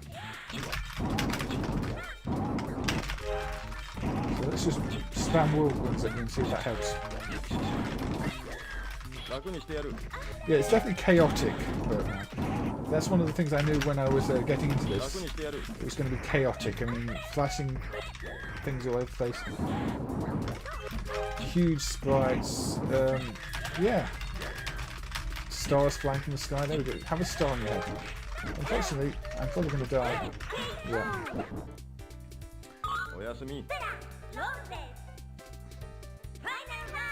STV emulation is good in some places, bad in other places. The main problem is performance. There are a lot of things where the performance just drops out to below 100% even top-end hardware. That's a shame. You can tell the emulation isn't great from the Saturn library mostly though. The Saturn library pushes the hardware a lot more and the Saturn compatibility is very ropey. You can't really just judge how well Saturn's SCV's emulated just based on the SCV games. You have to look at the Saturn library. And we are rather lacking. If you just want to play some of the actual STV games, then yeah, it probably holds up. Unfortunately, I'm going to lose these matches. Yeah, Virtua Fighter Kids is another one that runs in high resolution, so it probably runs badly. Virtua Fighter Remix is one that uses the DSP, so it runs badly and doesn't have quite the right logic. It's not perfect. Now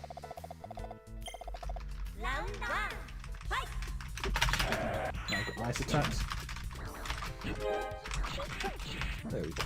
Now this seems like a more traditional character. I have actual attacks that I can use, and not just weather.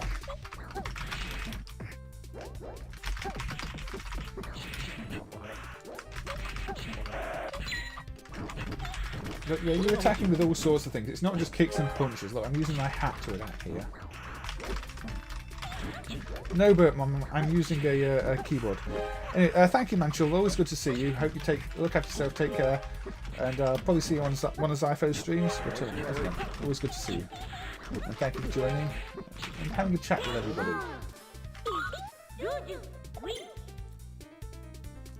But no, I'm using a keyboard. No, cheap keyboard. Cheap keyboard where I've taken the keys off that have the power controls on, otherwise I'd accidentally hit them and turn the PC off when I'm in the middle of doing something. Because that's what cheap keyboards have apparently. They think having a power off button for the whole PC is important.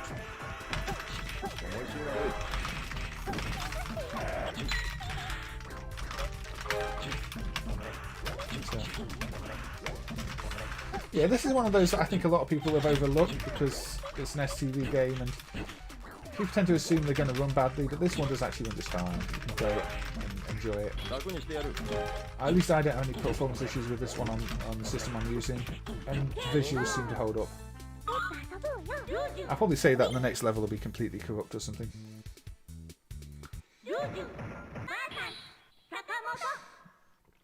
Yeah, the main issue you get with keyboards is the key ghosting. So you can't press certain keys at the same time, which is really annoying. Otherwise, I tend to prefer it. I think it's just because it's kind of what I grew up with. Doing programming since a young age, anything I was testing would always be on keyboard.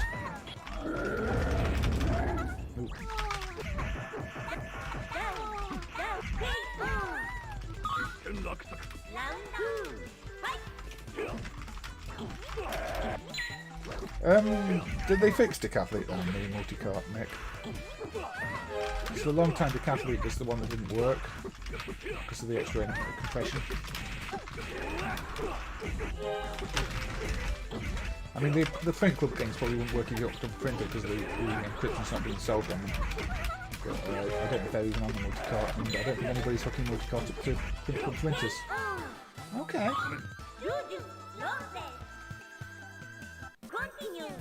Shame STV and PS3 didn't get used to its full potential. Why do you say PS3, Carlo? I mean, if you look at some of the PS3 games, they're pretty impressive.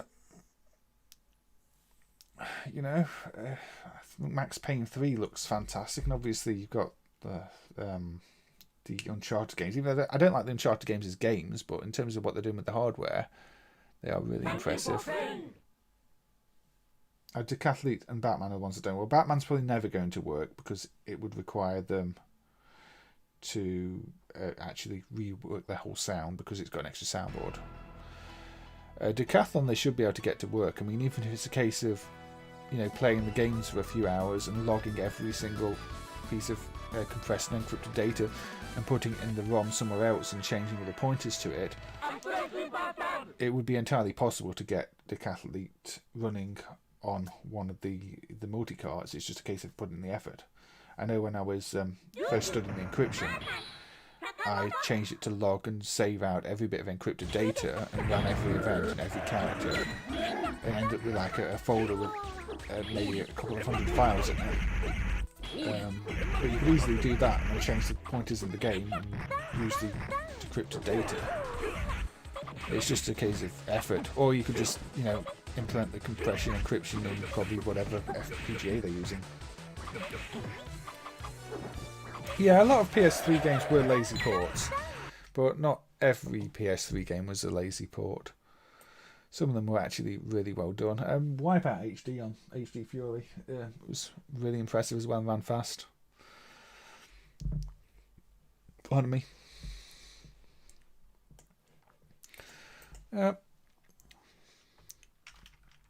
Let's go with Ganbare Ginkun, Tecmo from 1995. The Outfoxies is probably not eligible for these streams because this is specifically things that are not on the all killer no filler lists, and I think Outfoxies is on the list. For a more generic theme, you know, the ones I do for other reasons, like when I was looking at just bug fixes, I could potentially play Outfoxies because I'm not sticking to any given theme. But for this, for the ones that are April alternatives, I can't play Outfoxies. So this is a slightly wacky multi-game collection on the same hardware as Riot and Final Star Force that I previously covered. Yeah, Outfoxies is a really good game. It definitely deserves to be on that list. This is kind of wacky, like I said. You'll see. Everything is sort of this line art style as well. So let's put in a coin. So don't eat electricity cables. I don't know. I think this is how many games do you want or something like that, or how difficult do you want it to be. So I select 6. It's in Japanese, but you know, it's still playable for the most part.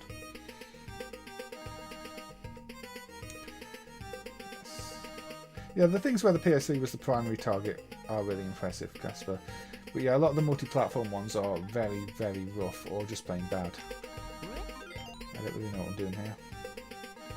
Well, I think they're bleeding. So let's select this one. This got a port to the Switch, did it? That surprises me more than anything else I've heard for a while. So I think this one is just stop the chicken motorcycle at the right time.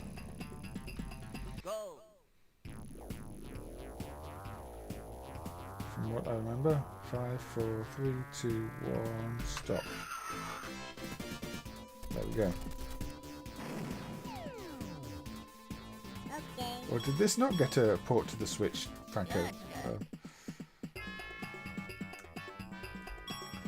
So let's select a map of America ball. I don't know. Use left and right and the button. Go. This is cool.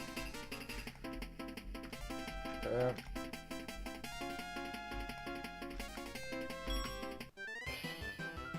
think I managed to do it. It's a very cartoon little theme, that, isn't it? Very Warner Brothers.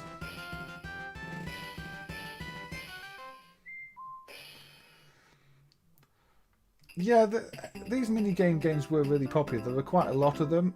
This is probably one of my favourites, just because of the art style as much as anything. I can't read a word of it, but it still works as an appealing game. I think it's got 2 players, because there seems to be something in the top corner flashing, you know, for a second player. I'm assuming this is some sort of story thing.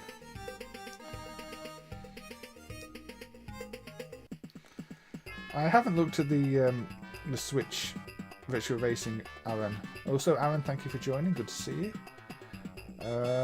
Wouldn't surprise me if it's some kind of translation. Well, apparently I can do the chicken one again. It's going to be more difficult this time, isn't it?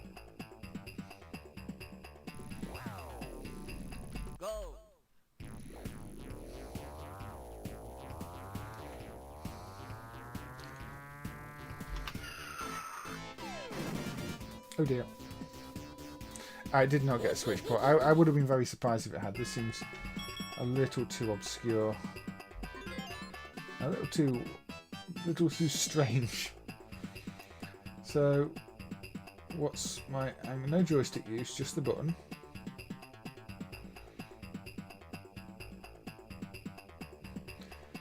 Even the background animations are strange. Somebody with a pumping up their chest and their chest exploding. Yeah. So what am I doing? I've got to press it.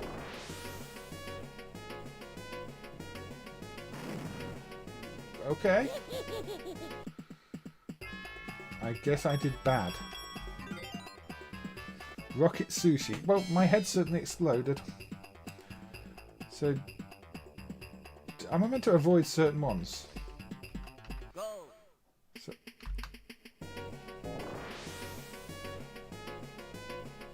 am I only meant to eat the sushi?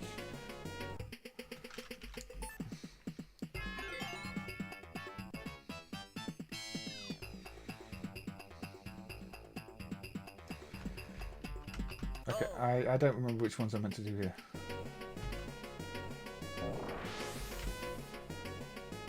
I meant to eat the one it shows me in the middle, I think, maybe. That might make more sense.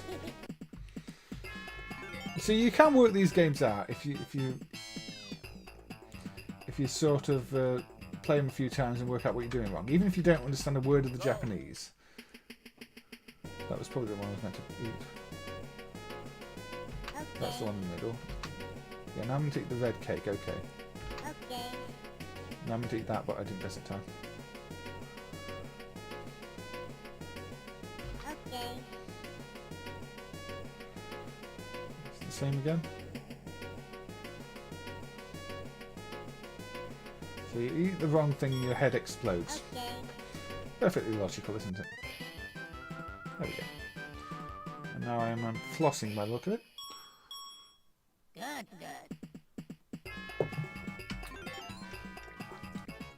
So let's have a look at what...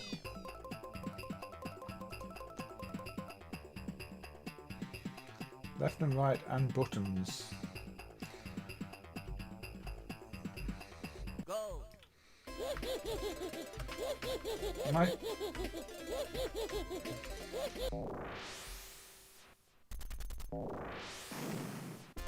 Well... She has a lot of children. Yes, anything that is incorrect... I thought it was like extra spicy, but yeah, it's probably just got a rocket inside it. So, yeah, okay, I get the babies back that are going too far up. That makes sense.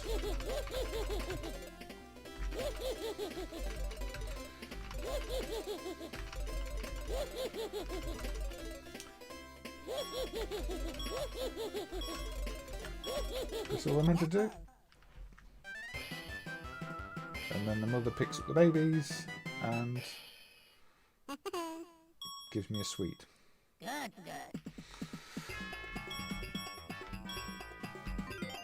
Bouncing deer?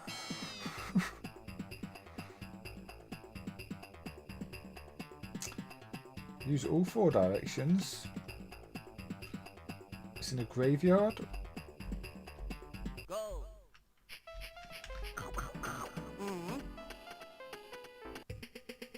Well, don't do whatever I just did. We're 2.5 hours in, so the stream will probably be ending about half an hour. Yeah, this is a game that I play a fair bit of, but always forget the mini games. I don't even know what I'm going to do on this one, actually. Okay, hit them when they're not looking. What's this got to do with the bouncing deer?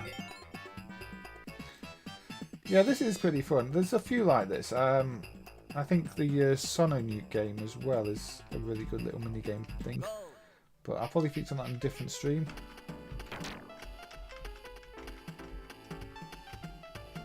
So I meant to do the one that's not joining in the dance, right, that makes sense. The one that's out of time is the one that I do. Right, okay. That one. There we go. You played a lot of these in the arcade, did you? I mean, I guess you're familiar with like Sega's Ichidant-R and Tant-R then, which I think Ichidant-R is on the potential playlist. I might put that one next, actually, Ichidant-R, if it's on the list. But, yeah, those are the ones that are nice takes. Right, this is this one is babies urinating on things. Ah, Saturn version, yes. So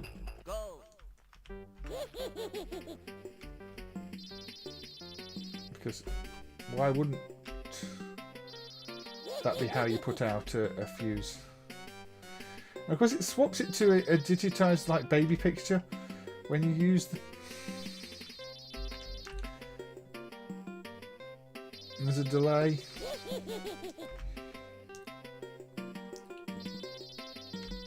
Because this makes perfect sense, doesn't it?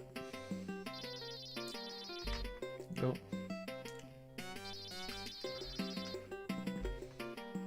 Alright, Franco, take care. See you another time. Thank you for joining. It's always good to see, you know, people contributing to the chat and having a chat with them and, you know, sharing a few things, findings of their own. So, always good to see you, and probably see you another time. Look after yourself. There we go. The baby managed to put out the fuse, so the bomb didn't blow up. This is supposed to be zombies dancing. There could be anything going on in this game. Let's do punk being fired out of a cannon. No joystick, just a button. Okay.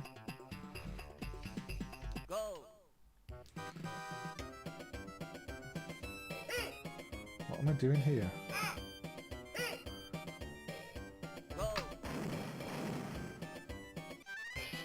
Timing? I guess so.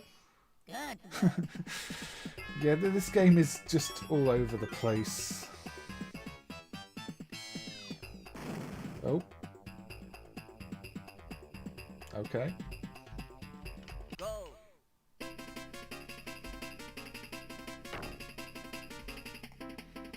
Don't get stamped on by the high heels.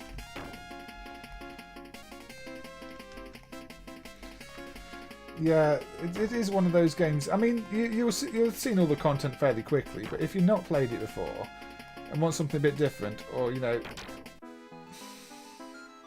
you have friends who just want to see something a bit out there, then it's not a bad one to bring up. So yeah, okay, I'm gonna move on from that now anyway. So you got the idea of it. So let's see what we can put on next. Yeah, I don't think Ichidant-R is in the list. It does not appear to be. So let's go for Sega's one of Sega's mini game collections, Puzzle and Action Ichidant-R. Yeah. Puzzles and action. Puzzles. Ichidant-R. Now this is really strange because this one did get a proper world release in English. It's still called Ichidant-R, which it's not going to make any sense to a non-Japanese speaker, but it's actually an official localization. Ichidant-R, on the other hand, we've only seen bootlegs and nothing actually in English. Although some have said that Ichidant-R does exist in English for some markets, but we've just never seen it. At least not as an arcade. So yeah. Again, minigame collection. So I thought I'd move on to this one. This is a better known one, which I'm surprised is not in the list, but it's not. Very Bonanza Brothers inspired characters. Yeah, this was on the Mega Drive too, as was Ichidant-R, although only in Japan. I don't think you'll find the English version of Ichidant-R on the Mega Drive. So the English version is an arcade game. Yeah, they were definitely released in Japan on the Mega Drive. The Saturn got a few as well, Psyvariar, and which was also on the arcade as Treasure Hunt, and Sesame, which is a very wacky one, but that does show a few issues with the STV emulation, especially priorities. Might put it on another stream, but it's kind of a bit of a mess. So let's go with Cactus. Target practice. Try to imitate the shooting pattern in the example, so watch and copy.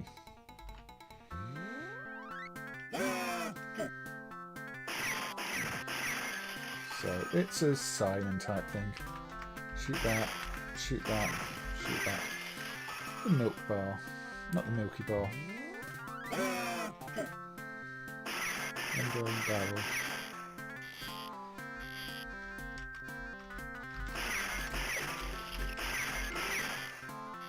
Yeah, the characters are very much based on the Bonanza Brothers ones, but man, it's effectively a spin-off.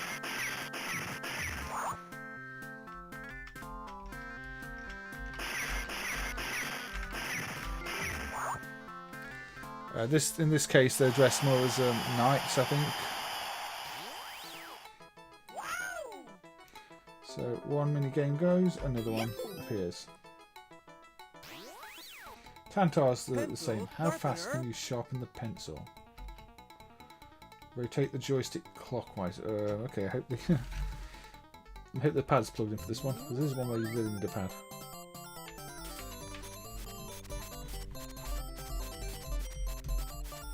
Anything that's rotate, you don't want to be doing on keyboard. Still didn't do it fast enough.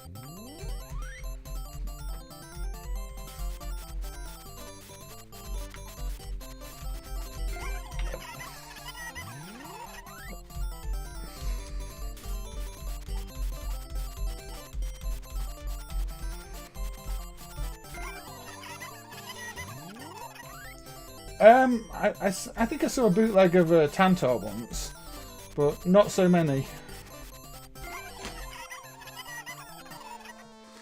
There we go. That's sometimes when an analog stick comes in handy, because you can rotate it rather quickly compared to other things. Let's play UFO. I mean the Konami games are probably more likely to have been in arcades, but by the time they were out, I didn't really see any arcades. Anticipate it's fast. So this is a shooter game. UFO sighted ahead. Fire!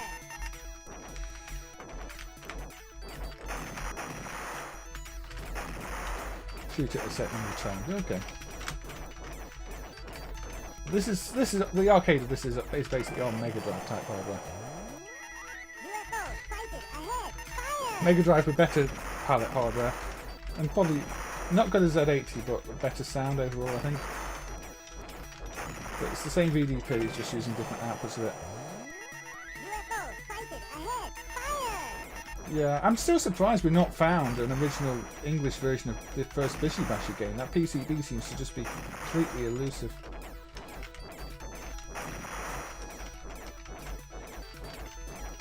We've only got a bad dump of it. The graphic one's bad. So a lot of it's a mess.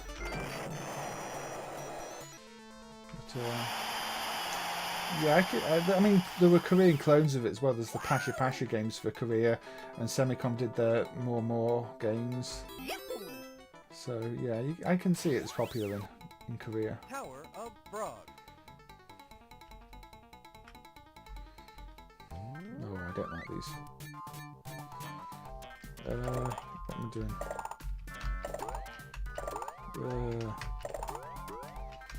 I've got to make the tower on the other pad. And, I'm really bad at these things. I made the tower on the wrong one.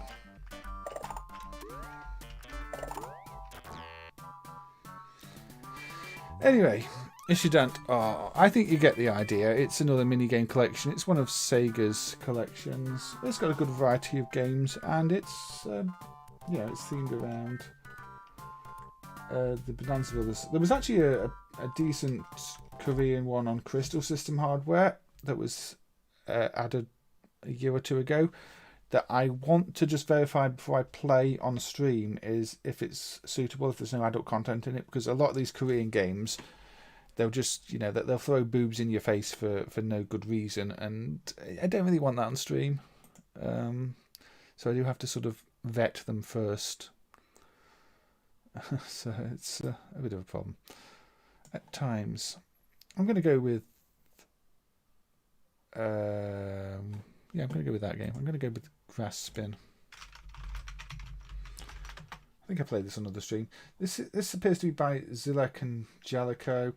Found in Italy, 83. Possibly a proto. Possibly connected to the people who went on to form Rare. The Stamper brothers, I think it is. Has a few bugs in it, which is why I think it's a proto. But it's another way you're rotating. Rotating, a bit like Ladybug in that sense. That's why it's called Grasspin, because you're spinning grasses. Yeah, there's very much a case of being priced out of things, unfortunately. I got myself trapped. I can't remember how to play this game, I'll say that much. But yeah, being priced out of things is a big problem.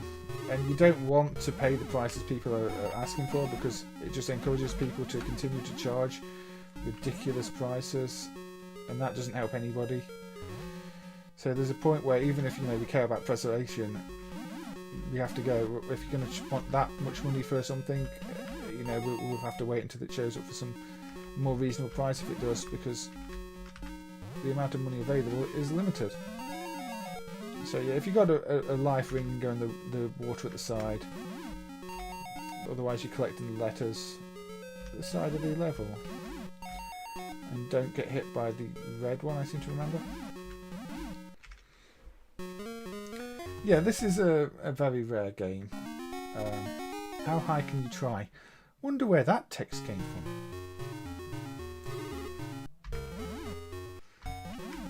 It does have that UK art style to it, doesn't it? A computer game art style to it. Oh, don't trap myself in there.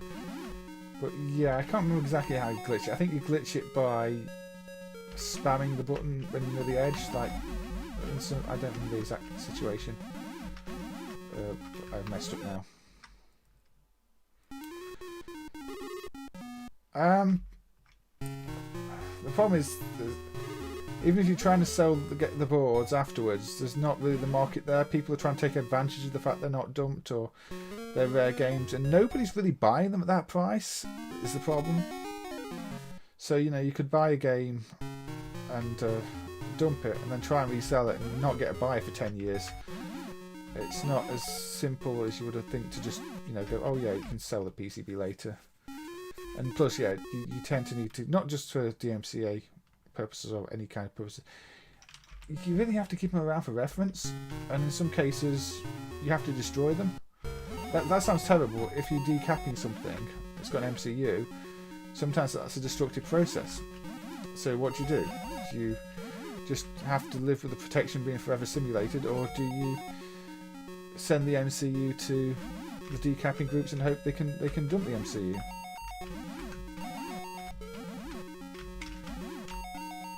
But often dumping MCUs is a destructive process.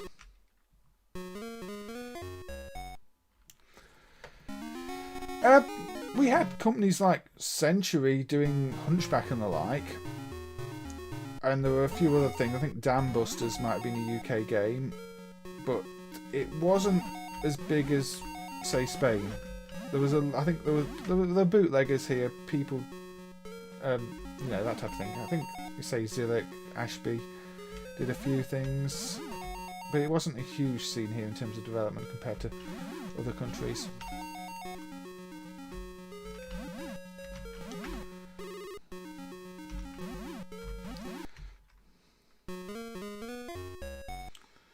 Yeah, if the MCU is successfully dumped, though, mess drivers, there's always a risk. I mean, you know, you can't guarantee it will be successfully dumped, and if it isn't, you are definitely left with something you can't repair, which has happened before.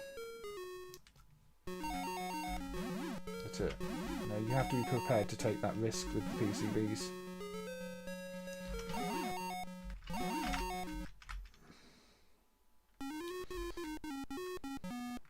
Yeah, Spain has Galactic and quite a few others who did smaller games sometimes.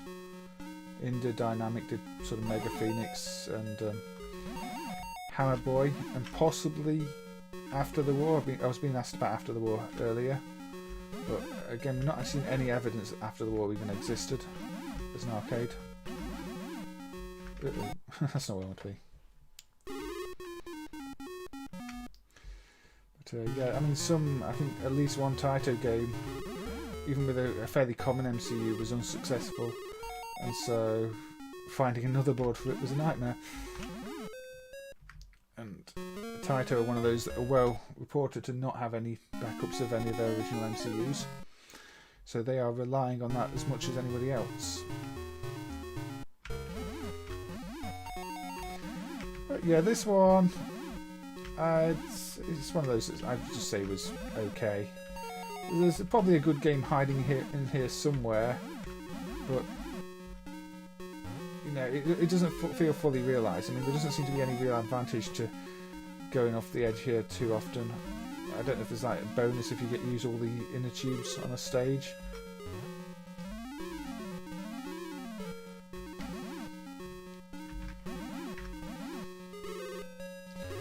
Try. No, let's use lots of inner tubes.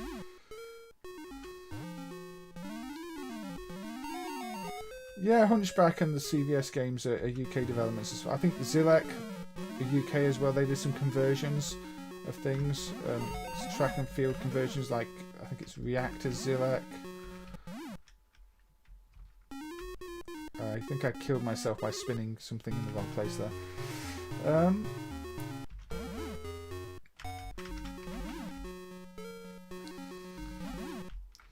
So there's other Zilek games. There's that Enigma 2 I looked at on a previous stream. That was a Zilek copyright. Saturn, that's on the same hardware as this thing. This actually has Japanese names in the high score table though, so you know it's not really clear who developed it, because the sound program does have copyrights for Zilek and stuff in, but then Zilek's not displayed anywhere on this game screen, so I don't know if they just reused code that Zilek did for another thing. It's unclear. But it does visually to me look quite European. Or, you know, a Euro UK game. But who really knows? I can't really tell you. But, it showed up in Italy. It's Jalico. It's very rare. And it's okay. It does feel very prototypey, and I have a feeling it probably is. It's not marked as such because there's no evidence either way, and we can't just mark every rare game as a prototype because some of them were released. We need other horizontal. So Universal's Snapjack is what I'm looking at now. Now this is kind of Pac-Man on legs-ish. I mean, that's probably the best way to describe it. I quite like this one. I'm not very good at it. I'm terrible at it, in fact. But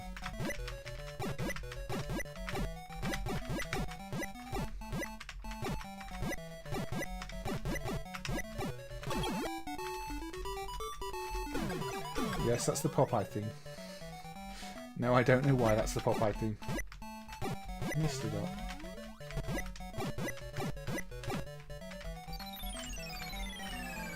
Big meteor, avoid it. Maybe a comet.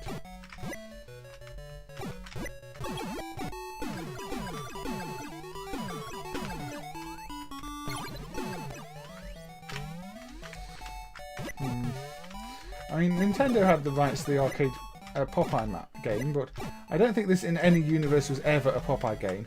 Also, you when you go up and down the hills, you don't extend automatically, so it can be quite difficult. It says jump.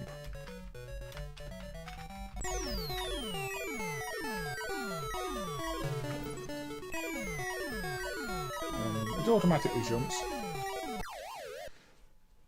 but no bonus because I didn't get the second jump.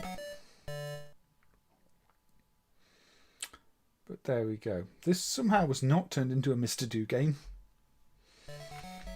I mean, they could have surely themed this as Mr. Do's Midnight Munchies.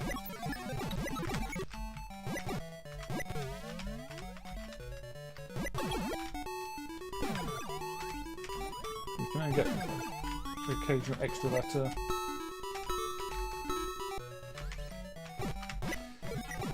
You know, it's got its flaws, this one. But it's actually fun too. Avoid comet.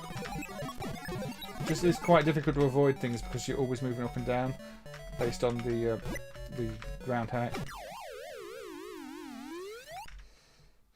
Yes, our latest classical tune. I didn't recognise whose classical tune it was because again I'm very bad at recognising these things, but I did recognise it as a classical tune, Bob. So thank you for clarifying that it was Beethoven's Ninth.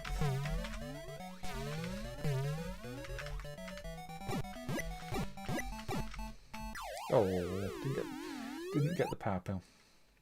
Game over, player one. Let's continue.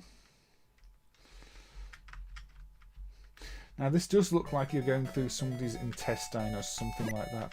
I'm not entirely sure. Oh yeah, if you don't duck enough, you will bang your head on the ceiling too. Just to make the controls a little bit more annoying.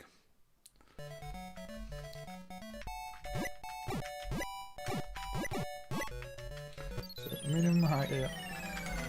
Don't get hit by that. Don't get eaten by the fish. And the barrel got me. So I don't know where Donkey Kong is, but I'm still having barrels thrown at me. Yes. Jungle Hunt. And of course Pirate Pete. Must not forget Yes. No bonus.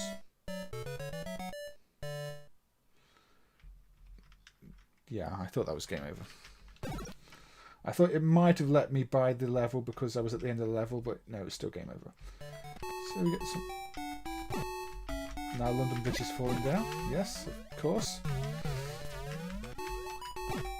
Because you have to time this. No.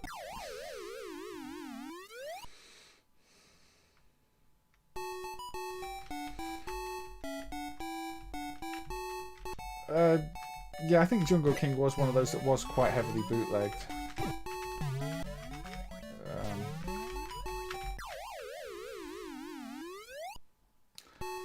So yes, Snapjack. Not to be confused with Snacks and Jackson, which is another very different game, which I believe is also eligible for this list because it's trackball based. So not on the all killer list. I don't know why there's upside down houses going across the top. I mean, that makes absolutely no sense whatsoever. Oops, missed the jump.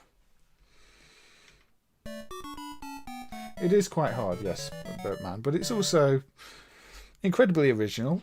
There's nothing else quite... You lose a life even on the bonus stage if you don't make it. That's a bit harsh.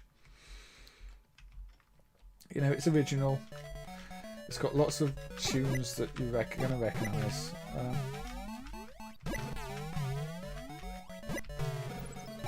It's responsive. Probably going to end this game after this credit because I think I've played enough of it to give you the idea of what Snapjack is. Have you not played Snapjack? Yeah, give Snapjack a try. I enjoy Snapjack. It's frustrating. Yeah, Universal really did. They had a lot of really creative games. Just even when they became UPL, they did some good games. Although it started to become more shooters, a little bit more generic, not quite as out there in terms of the ideas. But yes, the early Universal, as I mentioned Space Raider early in the stream as one to check out, which I looked at in a previous stream, is fantastic. We had to look at Cosmic Avenger, was it, the other day, which had a very scramble-like but quite a bad frame rate. Obviously the Mr. Do games, which are far more than just Mr. Do. Bus. There was probably a London bus, wasn't there, when it was playing London Bridge is Falling Down. But yes, a Snapjack. A curious one. Now, I don't know what... The next game is likely to be the last game because we're approaching 3 hours. And, you know, I like to keep these streams about 3 hours long. So I'm having to carefully pick what the next game is. Let's go for something Italian. Let's go for Fantasyland, which was made in who knows when by Electronic Devices, probably mid-90s. Now this is about as Amiga Atari shareware as you're possibly going to get.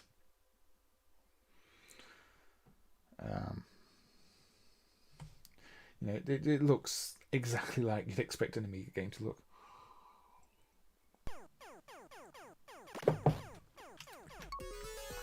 Let's credit it up. Now, clearly it wants to be Wardener. This is like Euro Wardener or something like that. Yeah.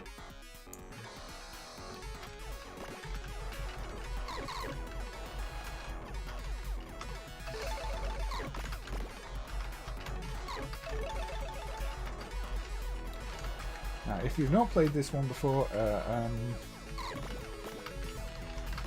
it's sort of one of those you don't really know what we're doing type of game, so let's just throw everything at you. Let's make it fast, very difficult to control at times, have art direction that is completely all over the place, and hope it sort of works.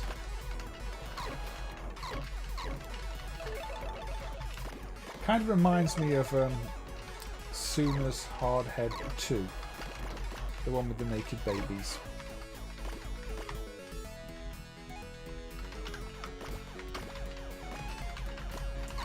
The controls are a little bit floaty. The jump pushes you, accelerates you forward at a ridiculous rate. You know, you really are pushing forward with your jump. Let's get a key.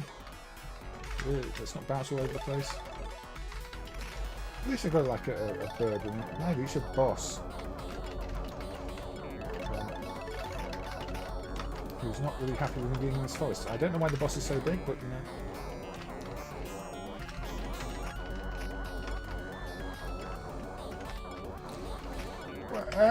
I don't mind Warden. I know it's not Toaplan's most popular game, but you know, once you get used to the fact it's a slow-paced platform, it's the opposite of this in terms of pace. But clearly the visual style for the start logo in there was very Wardener, but they probably just realised they didn't want to make Wardener after a while. And made this. Yeah, Wardener was actually a popular game. It's another one of those that got ports to quite a few things, isn't it? At least I think it got ports to the Mega Drive, I think, and some other platforms.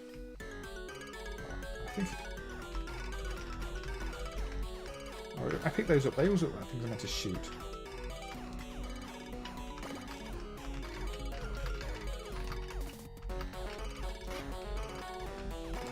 Yeah, Electronic Devices are one of those companies that, and if you see their name on something, you really don't know what you're going to get, other than it probably being very European. It's sort of got a slight feel of the Iron game, Legend of Hero Tomna 2. Which again was a very popular game.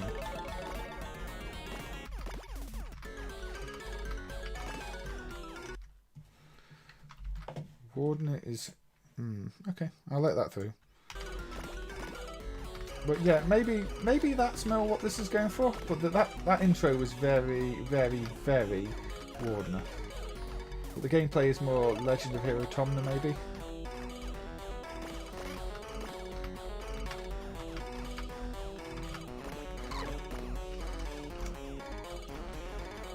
Giant strawberries. Maybe you're just really small. I mean, I think this is something I have to consider at this point, considering how big the strawberries are and how big the bosses are. Maybe you're just tiny.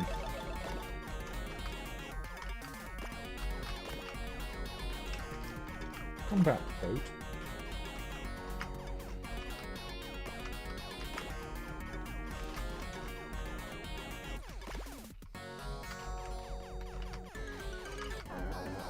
Oh, another boss time.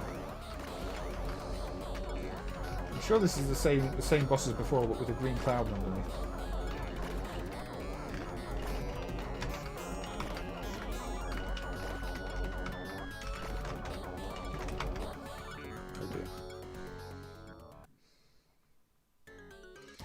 The stream has just gone full PG-13.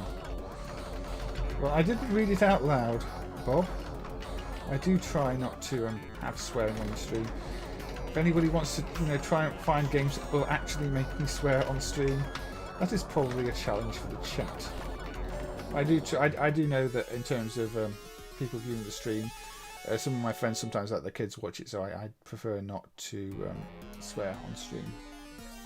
But they're likely not going to be reading a tiny little comment.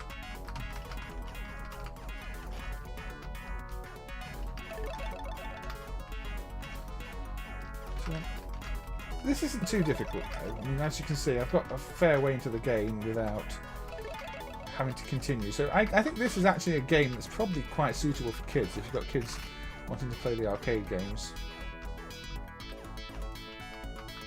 But do make sure to jump on the cloud. I say that and I've got to a cloud section with time platforming. Oh, now for some reason I'm underwater.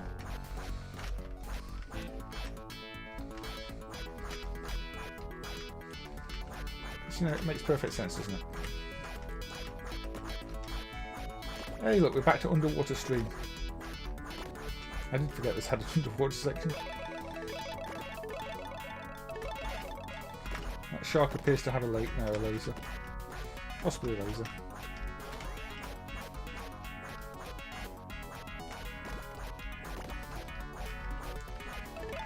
It depends on my company, Bob.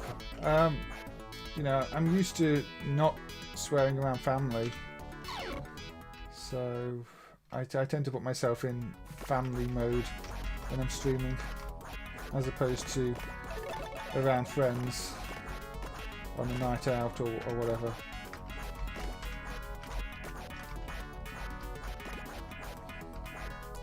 Or, discussing technical things with more technical people tends to end up with a lot of swearing too.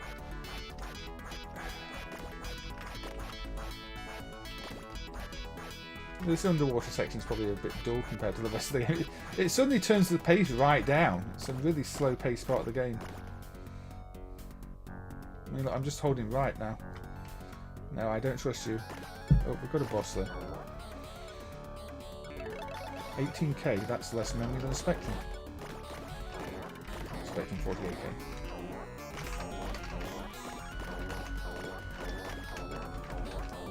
This enemy doesn't seem to have much health compared to some of the other ones.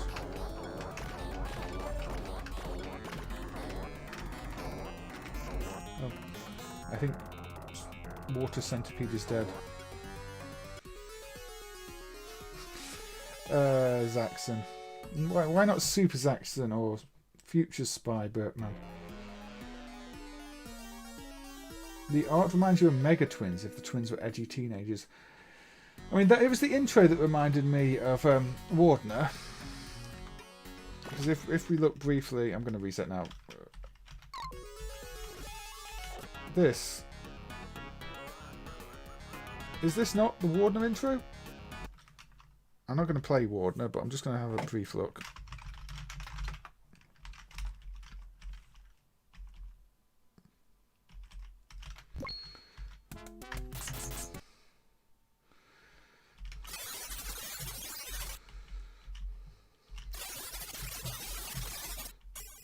It's kind of similar. It's a demon takes away. I'm sure there's one that's closer. Maybe it's not Wardener. I'm sure there's one with that cloaked guardian that takes your character away in another game. Maybe it's not Wardener, but Wardener came to mind. So the actual gameplay was reminding me more of this one.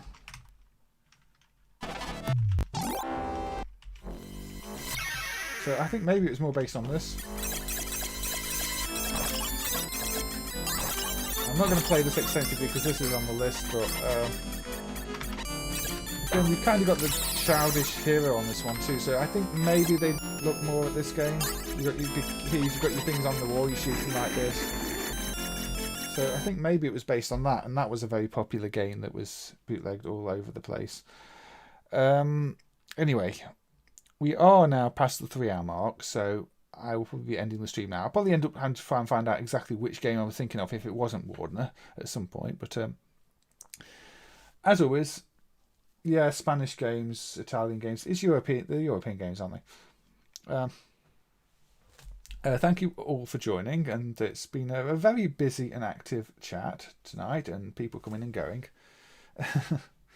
And yes, Maker, Snapjack is Pac-Man on legs. Fantasyland is Euro Wardener. But yes, it's been good, and I've really enjoyed seeing everybody talk to each other too, and the conversations that have gone on, and that's always good. And maybe people have seen some games they might want to check out in their own time. I think some of those early Nintendo ones are worth checking out, even though they're all sort of space shootery ones. Say for kids, maybe Fantasyland would do a job. There's always things to consider in there. Snapjack, I think people should just go and play. It's a bit of fun. But yeah, thank you, Bertman, Bob, Aaron, Mick, Cow. Cows still go MAME, not Moo, I'm assuming.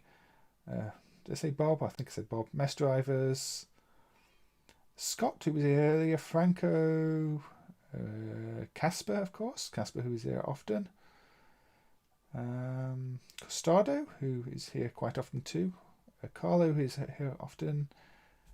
Manshovel, of course, who is here, always welcome here. Always likes his metal and rock, and has a few insights to throw around too. R09. Let's keep scrolling, and hope Mass Ninja, of course. Mass Ninja is contributing to the discussion earlier. GP, who was here earlier. And keep scrolling. Basically, I'm saying bye to everybody. ETA Beta was here, maybe still listening. Red Hot Mackay was here. I think I forgot to say hi to Red Hot Mackay, although I think I did reply to one of the comments. So, hopefully that's it. Neutrino Fire, who was here. Santari was here. Yes, saying that Radiant Silvergun was playable.